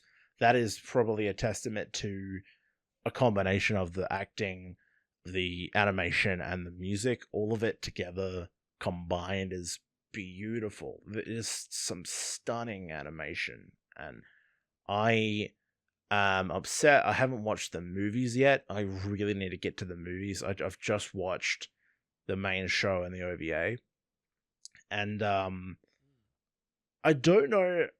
See, that's the thing. Unfortunately, not being as caught up with things like light novels and stuff, like compared to you, I don't know how much more material, or if there is more material, that can still be adapted. I don't know how far the movies go either, so I don't know how much more Violet Evergarden, if any, there should be expected in the future. So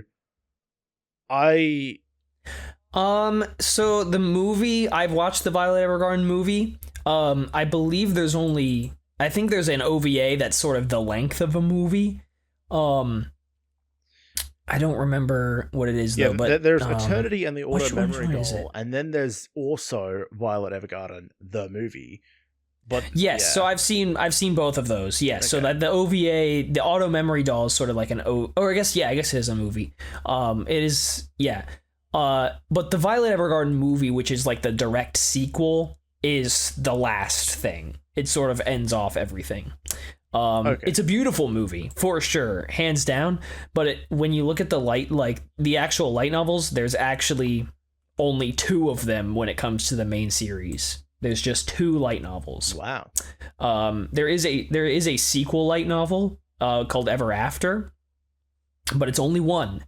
And I actually am not sure what it covers. I think it's probably just sort of an epilogue. So yeah, Violet Evergarden is donezo. It is covered everything. Well, pretty much. Then that makes me happy, because that is another thing where that I especially struggled with this when I got into anime when I was younger, not understanding like the fact that the anime is typically made to promote the original source material, like majority of them are, and so when like a show would be concluded, like Seraph at the End, for example, there's so much manga material it could cover, but they just haven't. Whether that was a fault of the anime not doing that hot, or they just decided to not continue with it. But considering, there's 2-3 volumes of the light novel, and then now there's like the whole anime plus the OVA plus the 2 movies of Violet Evergarden. They've been able to make a lot from just the few volumes they got, and if they have finished everything, good. That is one of the rare cases where the anime actually covers everything of the source material had to offer, and I'm very happy that it has done that, and I am going to go out of my way to watch the movies as soon as possible. I think they're both on Netflix as well, so I can just tune into that. I just need to find the time. But just everything about it. It's a wonderfully told story. I have one of my friends actually loves cosplaying Violet at every convention she goes to. It's very well done. You always see Violet cosplayers. It's almost in a way just a simple idea, like of she's one of the rare few people that can actually write and transcribe for people, and just having and meeting all the unique characters that have their own stories to tell, and seeing everything through her eyes and understanding what she feels like. Well, yeah, and don't forget the whole fact that she was treated as a weapon during the war and is learning to like feel human emotions. That's the whole thing. She has to find those emotions again, and just everything about that is just magnificent and really well done. And yeah, her whole backstory leading into it, tragic. You get to see everyone react to it, and how she is just completely oblivious to the reactions. She's just there like, yep, this is life for me. And then discovering those emotions again, like anything to do with that's another theme I clearly get attached to, is people that find their emotions, because that I think maybe that was something to do with, like, for years, a couple years, like at the tail end of high school and after high school, like maybe that was kind of related to me, where I just had to like find that care again, like especially like with losing my own writing. Like I stopped caring about writing after I lost volume 2 of my show, just like of my series. So just like finding that care again and finding those emotions again, that resonates with me deeply. So I think maybe that's why Violet Evergarden struck a chord, but I know it has struck a chord with many people for that theme. So yeah, wonderful series, wonderful anime. Love it. Yeah. No, it's beautiful. No doubt about it. It is one of the only anime that has gotten close to making me cry.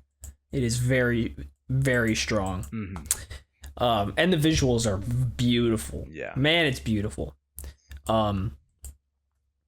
Anyway, my last one is the only one that has no honorable mentions. It is its own category. It's One Piece. And all I have to say about One Piece is that there never will be, and there never has been, and there never will be another One Piece. It is unlike anything else out there, and there will never be anything like it ever again. It is because nobody has the attention span anymore No. for a story that will last 25, 30 years. So, it is the definition of a grand adventure. Everything about One Piece is so compelling, so much fun. It is just pure fun. It has got such a compelling story.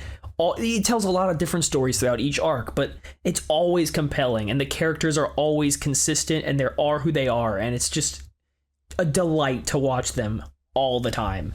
I'm not gonna gush to you. Like, you can find people gushing about One Piece on every corner of the internet. One Piece is One Piece. It will never happen. Nothing like it will ever happen again. It will always be. One Piece will always be like peak fiction defined. There will just never be another One Piece. It's amazing.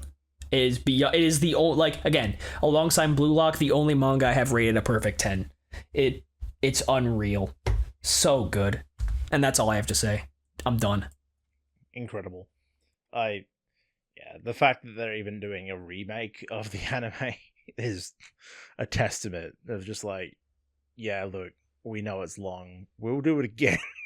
So the new generation can witness it from the start. And if anything, I'll probably tune into the remake, because I don't think I will be able to handle all of it as it currently is. I am one of those. Well, I read the manga, so I have no clue what the anime is like, but man, it's awesome. Fair enough. Also, I quickly looked it up because I was talking about the Violet Evergarden soundtrack. I didn't realize, but this makes a lot of sense. Evan Cole did the Violet Evergarden soundtrack. He also did the Freeran soundtrack. So, yeah, beautiful music. He's great at what he does. Well done to him. Cool fact. My last anime is another... it's genuinely touted as one of the best anime in the world. And I am inclined to agree. Death Note. It is very iconic for a very good reason. It is a psychological thriller that genuinely, like, the first time you watch it, it drags you along, and it brings you along, and with an intense back and forth game that you genuinely don't know where it's going to go. It has amazing twists and turns. It has little details that you wouldn't expect to pay off. Some pay off, some don't. That's what makes them even more compelling, that some of these ideas that have been laid out there, some of them don't go anywhere, but that's the point, because you don't know which party is going to succeed at any point. And even though it can be like really over dramatic, everyone's memed the bit of him eating the chip. It's very over dramatic on purpose, because you get to watch the psyche of Light Yagami just slowly disintegrate as he becomes more of a fucking maniac with like this power that he's been granted. And it is very, very good, very well told story. And I wish, like, it's one of the rare few shows where it's just like, I wish I could have watched it again from the start without knowing it, because I remember when we did the original podcast episode, I had only just like watched it recently then, and I was just like, how the fuck have I been sleeping on this? Like, Death Note is just one of a kind, and I know I say one of a kind and then compare it heavily to Code Geass, and that's fair. I like, both have their roles to play and both have very similar themes, but they go off in different directions. You watch in Death Note, Light Yagami start off as the main character, become the antagonist, whereas in Code Geass, it's a constant back and forth battle with that idea of, is Lelouch good or bad? And the reason I chose Death Note over Code Geass is because it's ended, and its conclusion, some people will argue, but I felt like it was satisfying.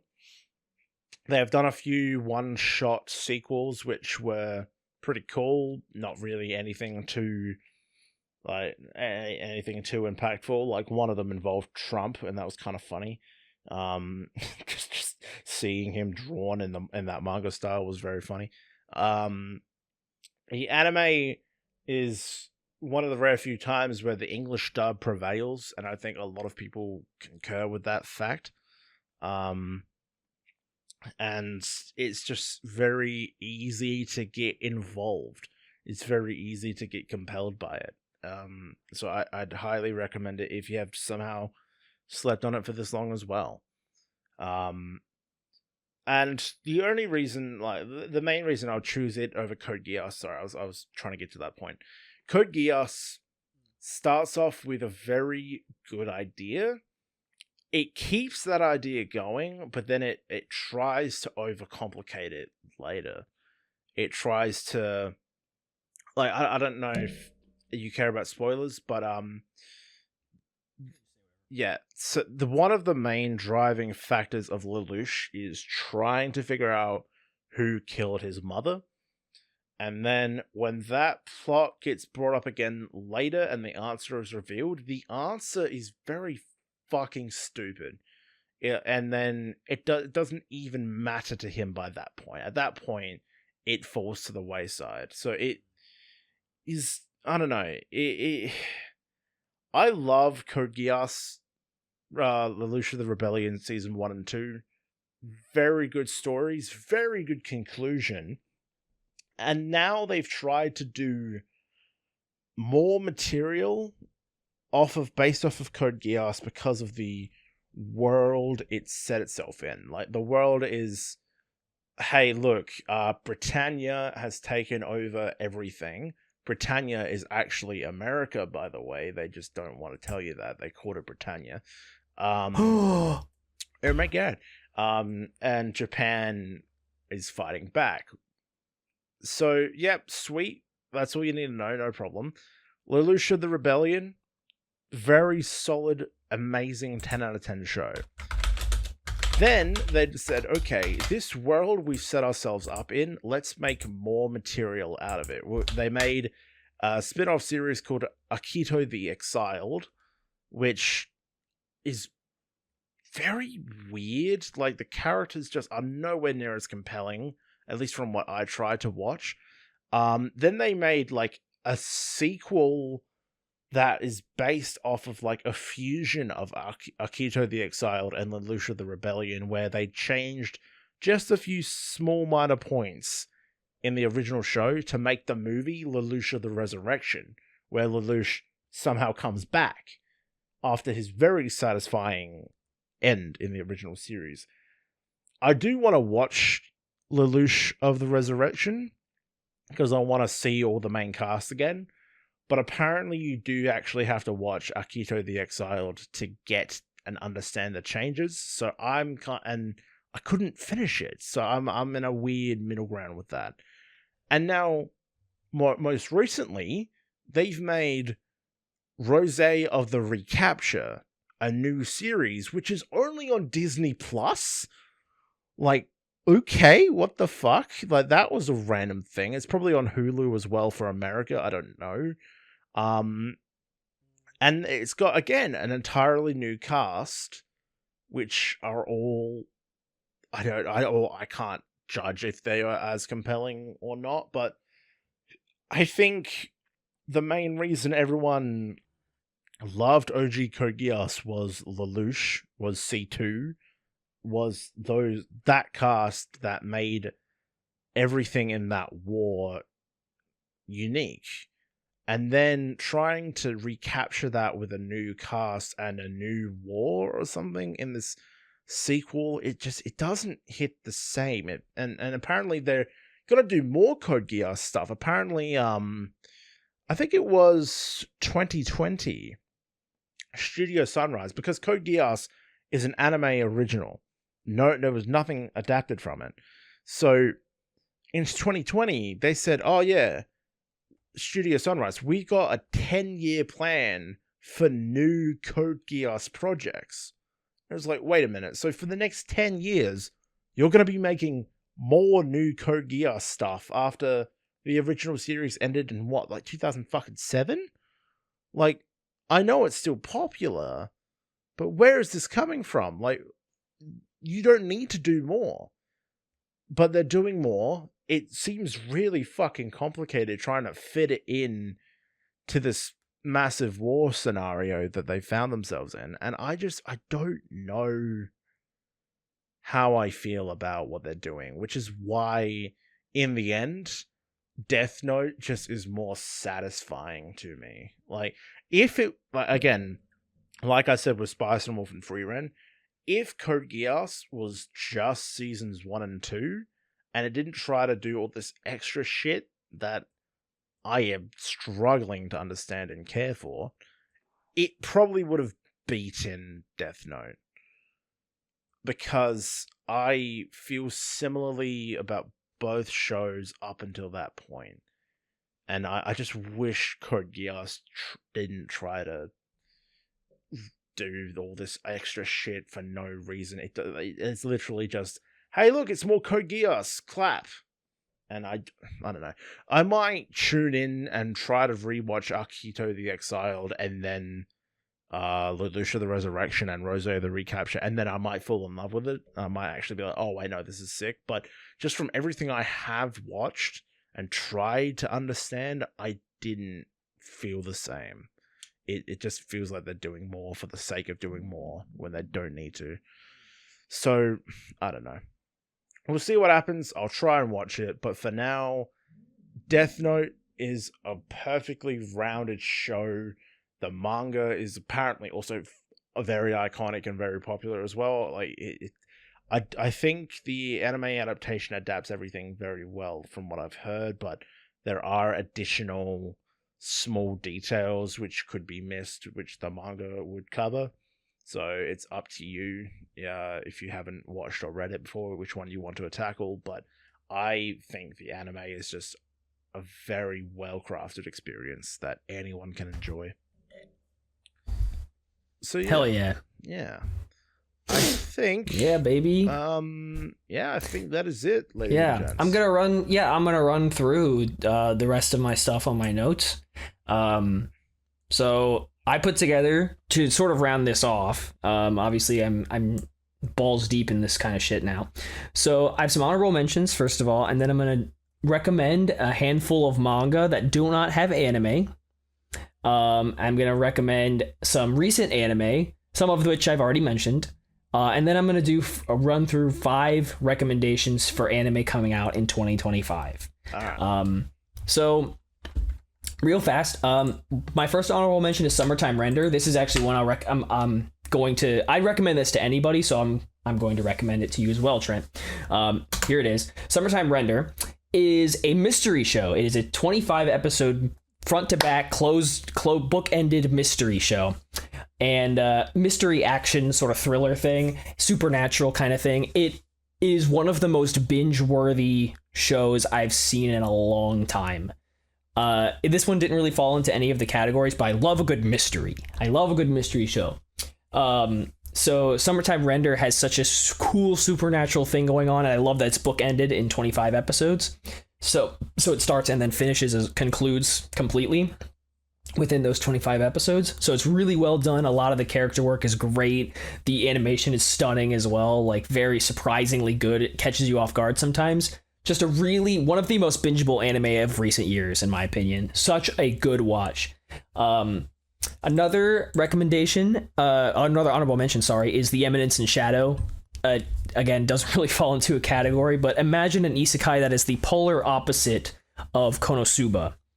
the Eminence in Shadow has a guy who is not taking anything seriously and is essentially playing around with everybody and trying to be as cool and edgy as possible. And you get to hear his like internal monologue where like, oh man, that line delivery was fucking awesome. I just sounded so cool right there. So it's a comedy, but he's also incredibly strong and deals with his enemies in no time flat. And it's really funny. And a lot of, all of these mega attractive women around him are undyingly devoted to him, even though he's just dicking around. So it is so much fun. It's again on High Dive, Eminence in Shadow. I read the light novel a few years before the anime came out, a couple years rather, not too long. It's just a delight. It's so fun. The Eminence in Shadow is great. Bungo Stray Dogs is another one of my sort of dark horse favorites. It's actually probably one of the closest things to what Gokuraku Guy is, now that I think about it. But Bungo Stray Dogs is a cool sort of, I don't know what you would call it exactly, but it doesn't really, the setting is sort of like modern-ish. But Bungo Stray Dogs is very fun, especially it has 5 seasons now, and I haven't read the manga yet, but I'm going to. Bungo Stray Dogs has been very good for all 5 of its seasons. Just a cool, compelling show with a lot of like interesting fantasy elements, like powers that people can use and stuff like that. Just a fun watch. Classroom of the Elite is an honorable mention, specifically the light novels. They're one of the very few light novels I really thoroughly enjoy because it's, again, I like when they're a big world and a big world and a lot of moving parts. And Classroom of the Elite always has a lot of moving parts, and you kind of see how all of these different things that happen interweave with each other. I don't particularly care for a lot of the characters, but it's just such a fascinating read sometimes. So I do enjoy the Classroom of the Elite light novels. Oh, I'm a sucker for the Cafe Terrace and its goddesses. It is a trashy fucking harem, but I love it. It is one of the very few like harem shows in recent memory that has actually also interwoven like really strong character work into this trash harem. A lot of the girls have really good backstories and character-defining moments that sort of show them growing and developing alongside our harem protagonist. And the harem protagonist, dude, is one of the best harem protagonists in existence because he's not a pussy little bitch boy, and he tells it like it is. So, the Cafe Terrace and its goddesses is just good, trash harem fun. I can't help but love it. Next ones are sort of a combination, Orient and Magi. By Shinobu Otaka. Magi is the stronger of the two for sure, but Magi also has 2 seasons. I believe they're both long. Maybe one's a long season and one's a short season, but they did have an anime like about 10 years ago. But both manga are very, very strong. Magi is the stronger of the two. Very interesting and unique works for sure. There's nothing, especially Magi, there's nothing out there that's quite like Magi. Very fun read. Spy Classroom had an anime kind of recently, but I'm much more attached to the light novels because I think the way it's sort of like surprise boo gotcha sort of thing that it does is much better suited to light novels. And I really like all the characters in Spy Classroom, but the anime was solid as well. And I also kind of have a thing for sort of anime where they like play these like weird games that have a ton of rules. So stuff like Liar Liar recently I really enjoyed, and Battle Game in 5 Seconds, as well as Tomodachi Game. All of those I really enjoyed. So those are honorable mentions as well.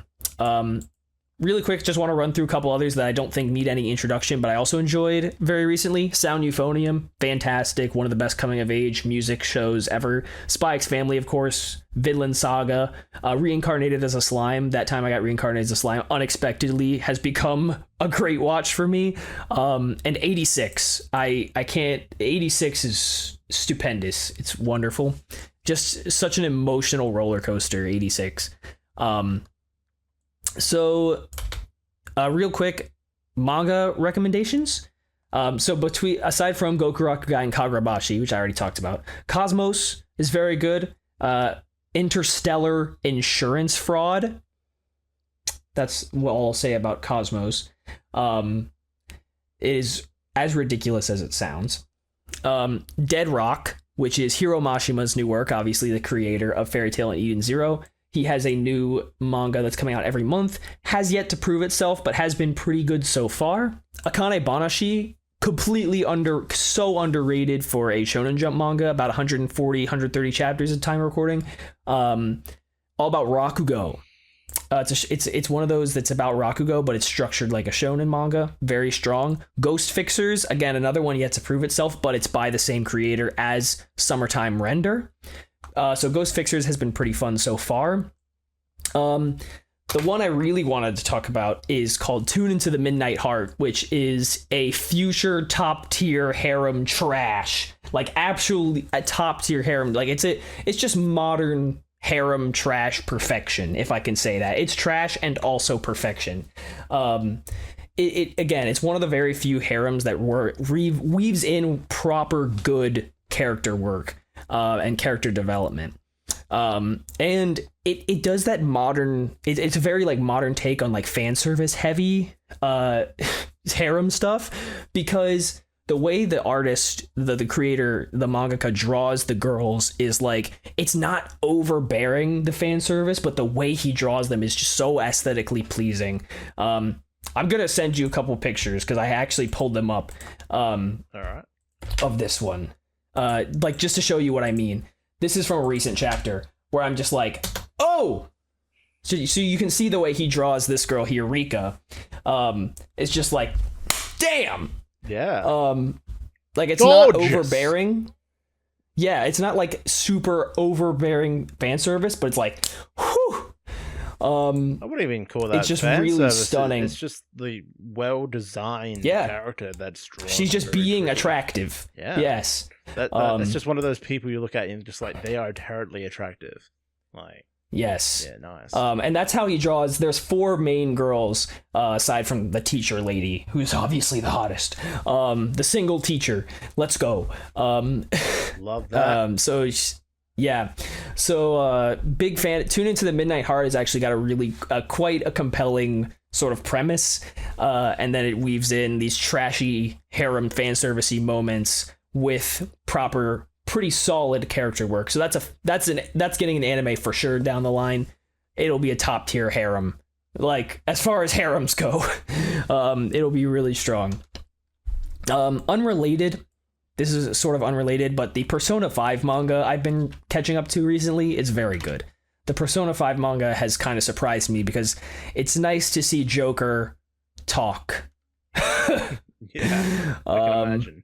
Did I really the Persona that like the Persona 5 manga just comes out like at whenever it wants? Like it's not a consistent release. No, it comes out every 2 weeks. Oh, okay. It's that chapters. Yeah.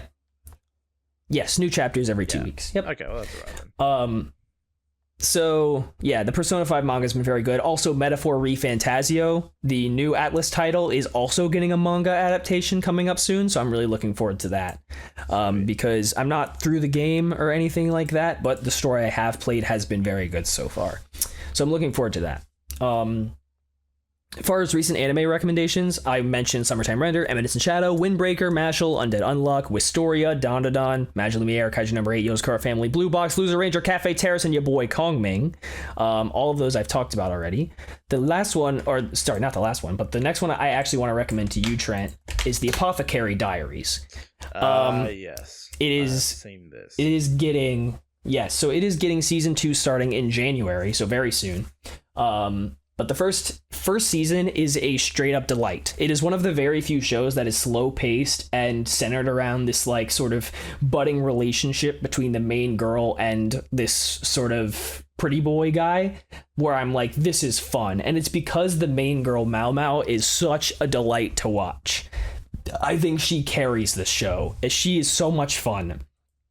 So it's like this historical Chinese setting. And I think Mao Mao is such a delightful character where I'm just glad to see her. So I think you will really like the Apothecary Diaries, and it looks beautiful as well. It's one of those that has visuals nearly on par with Violet Evergarden. And I think the way, like it's sort of like a mystery. A lot of what Mao Mao does is like sort of solve mysteries that are going around the palace or whatever. It's not a palace, but wherever the emperor lives or whatever, that kind of thing. So Yeah, so the Apothecary Diaries is really strong, I think. So I think you will really like the Apothecary Diaries. It's on Crunchyroll. Definitely give it a shot. Sweet. Next I want to recommend Zom 100. I've been reading the manga for a few years. I think it's great. Ball of fun is Zom 100. The Genius Prince, How the Genius Prince Raised a Nation Out of Debt, whatever. That's another one I think you'll actually really like, because the dynamic between the main two characters is actually, now that I had thought about it, is pretty similar to like Lawrence and Holo's. It's pretty similar. I have that one already in my plan to watch. I remember reading about yes. that one. Yes. Yeah. Very cool. So definitely give that one a watch. I think it is another one that is a ball of fun. Cool setting, like historical setting as well. I've been reading Shy recently, so the Shy has gotten 2 seasons so far. Shy is like a superhero anime, but it's at its core, it definitely feels like it is for children, but it is rewarding also because it's just got such a positive message.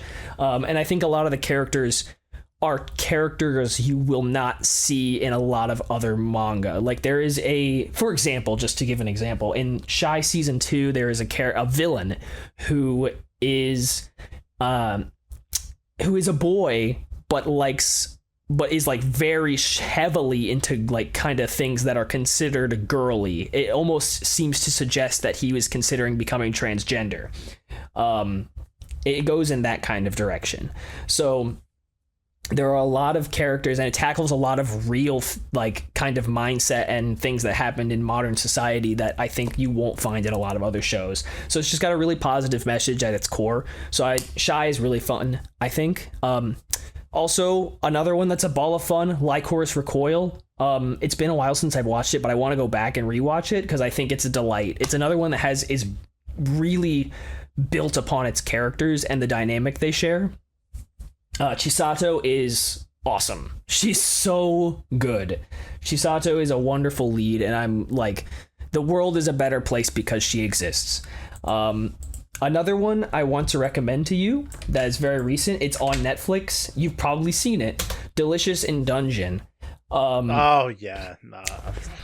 I keep seeing clips of this all the friggin' time. It does look very good. This when I talked about it in the seasonal roundup, I compared it to Free Ren because I think it has a similar vibe in the sense that it is a mature kind of alternate feeling fantasy show. It doesn't waste time on tropey garbage. It has good character work and it's funny.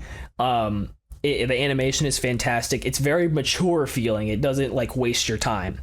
So I think it's something that you would really like, and I properly enjoyed it when I watched as well. And for what it's worth, I think the dub is very good as well. I like to point this out because I think it's fun. Marcille, Best Girl Marcille in Delicious in Dungeon is actually voiced by Emily Rudd, who played Nami in the live action One Piece. So that was her first time doing any voice acting, and she did really well. So I like to point that out because I think it's fun. Well, for what it's worth, then my next recommendation is Oshinoko. Okay. Yep. And we'll not talk about the ending just yet. It ended the other day. I'm not going to say much about it because we've already been almost 4 hours. But the point is, the Oshinoko anime is properly really, really good. It single-handedly turned parts that I found boring in the manga into really compelling TV. I think they put so much love into the Oshinoko anime. It's not for everybody. It really isn't. But I think the characters, I always loved watching the characters. Like, even though the plot is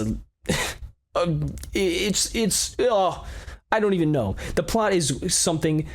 It's crazy. It's weird, and I don't know if I like it, but the characters are delightful for sure. And the visuals are stunning. It looks great. It's just a well-crafted experience. Of course, Bocchi the Rock. I'm not gonna gush too much about that. I loved Bocchi the Rock. I think it is wonderful. if you, I'll talk about this a little bit more, but before I do, it would be a better transition.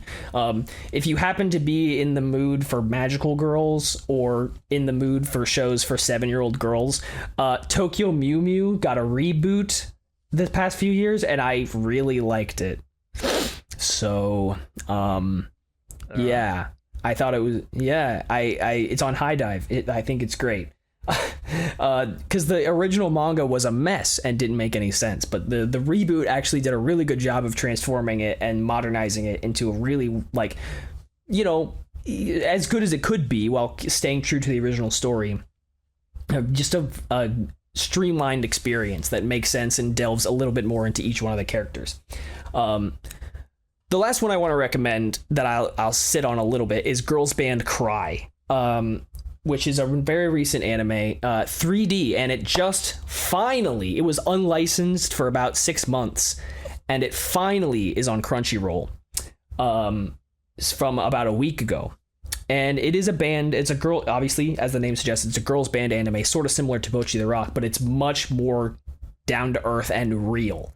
It talks a lot about the bullshit you have to deal with when you're in a band. It talks a lot about, like, a lot of the characters have to deal with a lot of bullshit in their families, in their professional lives, that kind of thing. And it's a 3D anime, but I think it is done really well, and the concerts, when they hold concerts, are unreal. Look so good. I actually believe they're mocapped. So what happened was for all the main 5 girls, they're not voiced by pro voice actors. They're voiced by a legitimate 5-piece band that they put together. So they're just first time doing anything voice acting, and they all killed it. So they mocapped these girls performing these songs that were written for the show, for the actual concerts that show up in the anime, and so that's why it's 3D, and it looks awesome. It's just a much more grounded, real experience than compared to, like, Bocchi the Rock or K-On! Like, the K-On!, they're both grounded in their own ways, but this one's much more like straight, like, you know, in your face kind of style. Girls Band Cry. I think it's fantastic. One of the best shows of the year, hands down. At least as far as anime are concerned. So huge, especially now that it's on Crunchyroll. Thank you, Crunchyroll. You don't do good things very often, but thank you for licensing Girls Band Cry. Now that it's on Crunchyroll, huge recommend for that one. So yeah, big fan. The music is awesome too. The song Voiceless Fish, which appears in episode 3 or 4, is still, like, 6 months later at the top of my on repeat playlist on Spotify. I love the music. Nice. Yeah. Fantastic. So big recommend to Girls Band Cry. As for upcoming, Sakamoto Days, number 1, starting in January. For the love of God, for all that is holy, watch Sakamoto Days. It'll be on Netflix. My God, it's going to be awesome. The voice cast is phenomenal, and the music is by Yuki Hayashi, who wrote music for My Hero Academia, also the composer of You Say Run, perhaps the most legendary soundtrack of anything ever. So there, definitely, for the love of God, watch Sakamoto Days. It's gonna be awesome. Next one I want to recommend is called Gachiakta, which is spelled I'm gonna find it. Whatever. Gachiakta is a sort of newish manga. It's by Kei Urana, who is a former assistant of, my God, I'm gonna remember his name, Atsushi Okubo, who the creator of Soul Eater and Fire Force. So this guy is sort of branched off, and his work is very much in the style of Soul Eater and Fire Force. So this is going to be a big one. This is another big one coming up in 2025. It has got such a unique premise. I'm not going to explain it. I just recommend you watch it. I think it's going to be awesome. And I actually have a link to a chapter because the art style is so distinct, and it really does a great job of capturing, like, these awesome fights that it's going on. So it is definitely a shonen. This is the one.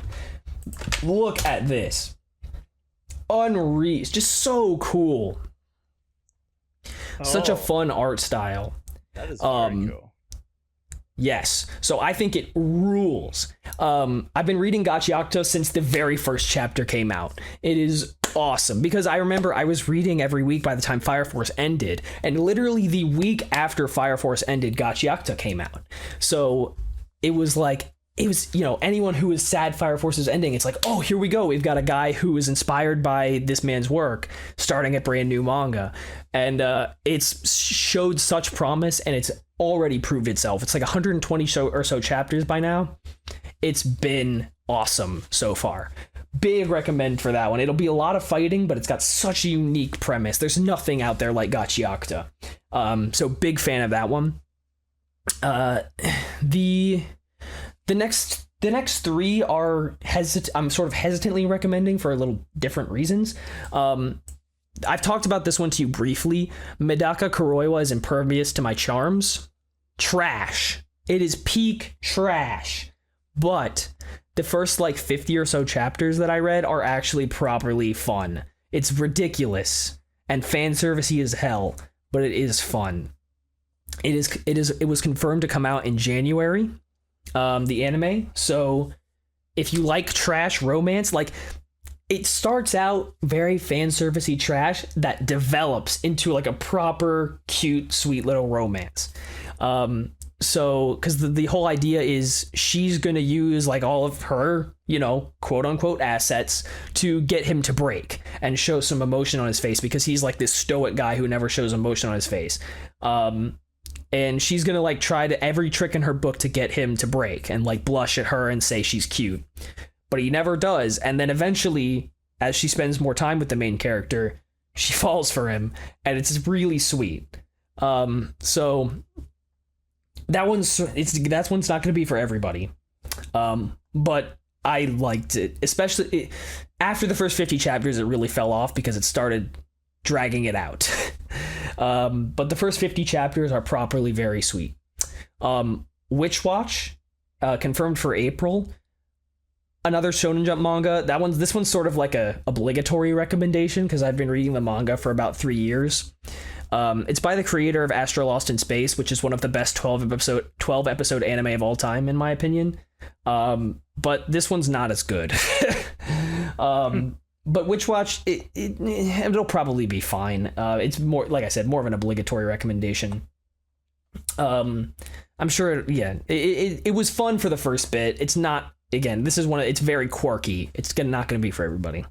But I am sort of looking forward to it. So, the next one is My Friend's Little Sister Has It In For Me, which is not confirmed for 20. Yeah, it sounds ridiculous, but I've been reading this light novel for, again, about 2 or 3 years. And it's actually a huge delight. About it 2 or 3 years ago. Yes. I remember this being a discussion piece. Yeah.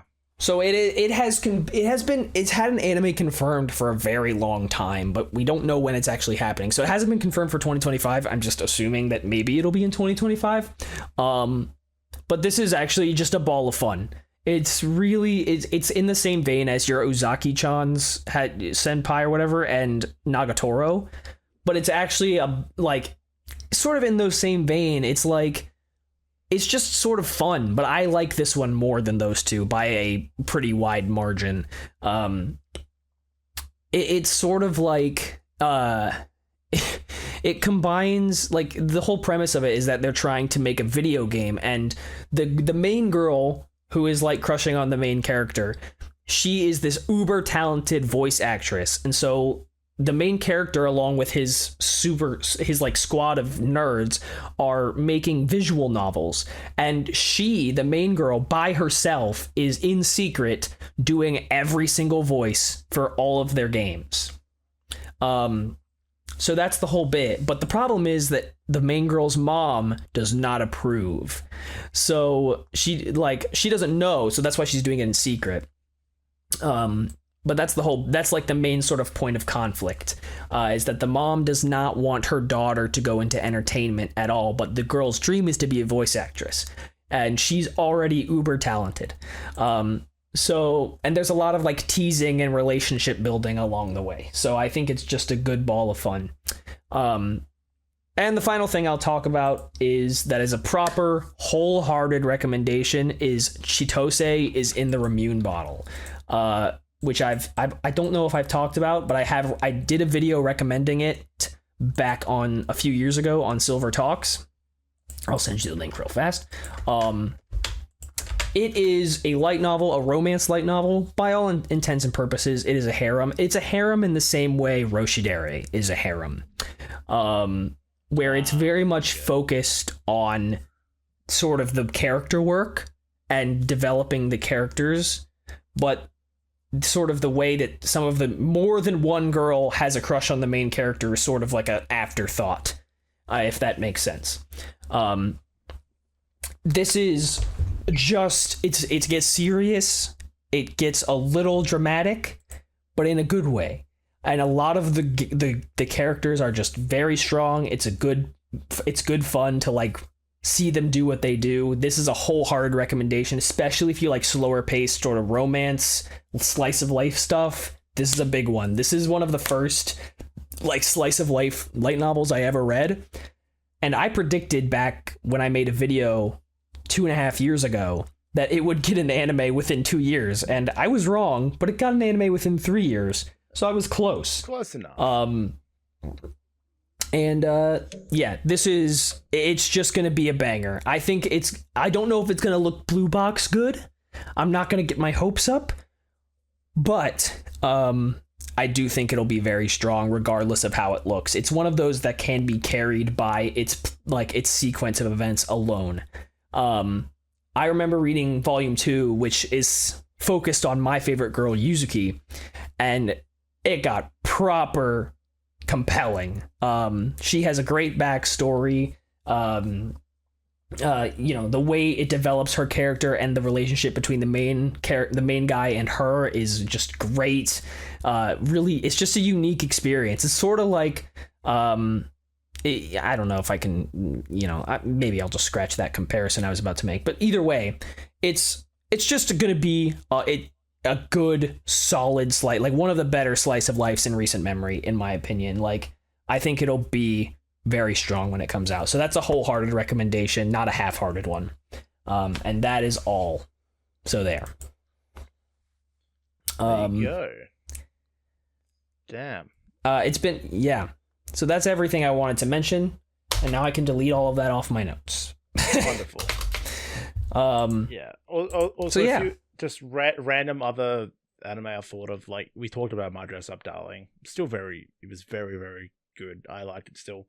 And Bunny Girl Senpai was also very, very good. I also very much enjoyed that one. I feel like that hasn't gotten any mention at all. I really enjoyed it. I want to watch the movies. Have yet to do that.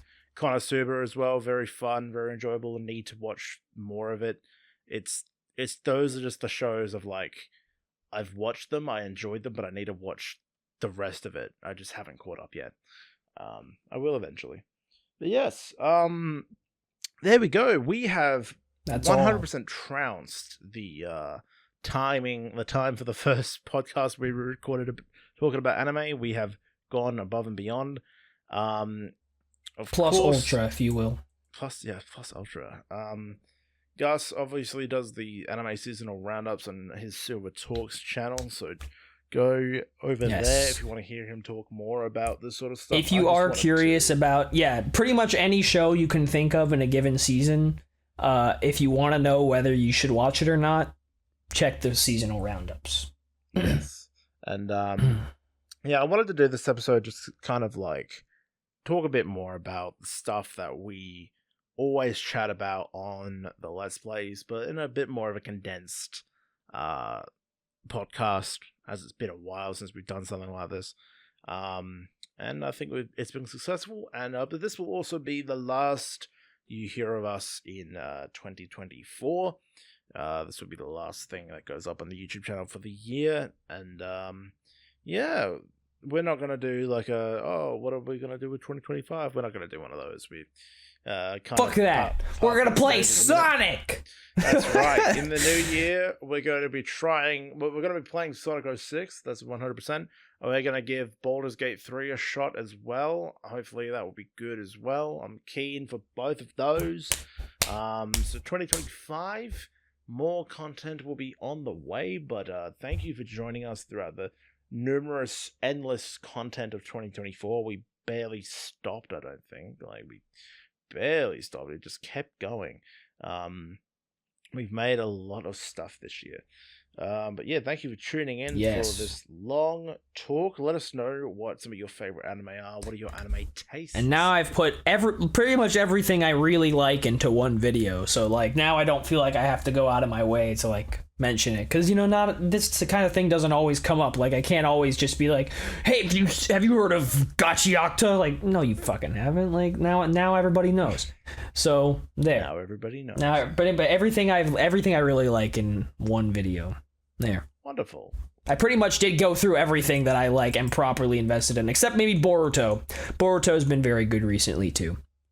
Well, that's good. I mean, doesn't get enough. Well, I'm happy to quickly look, but I don't think there's anything else I need to talk about that really excels. Yeah, I just like Boruto's been going in a good direction. It's different enough from Naruto to be like, yeah, it stands on its own. I'm happy that Boruto's doing good. It has been very compelling recently. Well, good for Boruto. Good for you. Yeah, that's awesome. Yeah. I think we're pretty much done. Thank you guys for watching everything this year. We'll be back in 2025.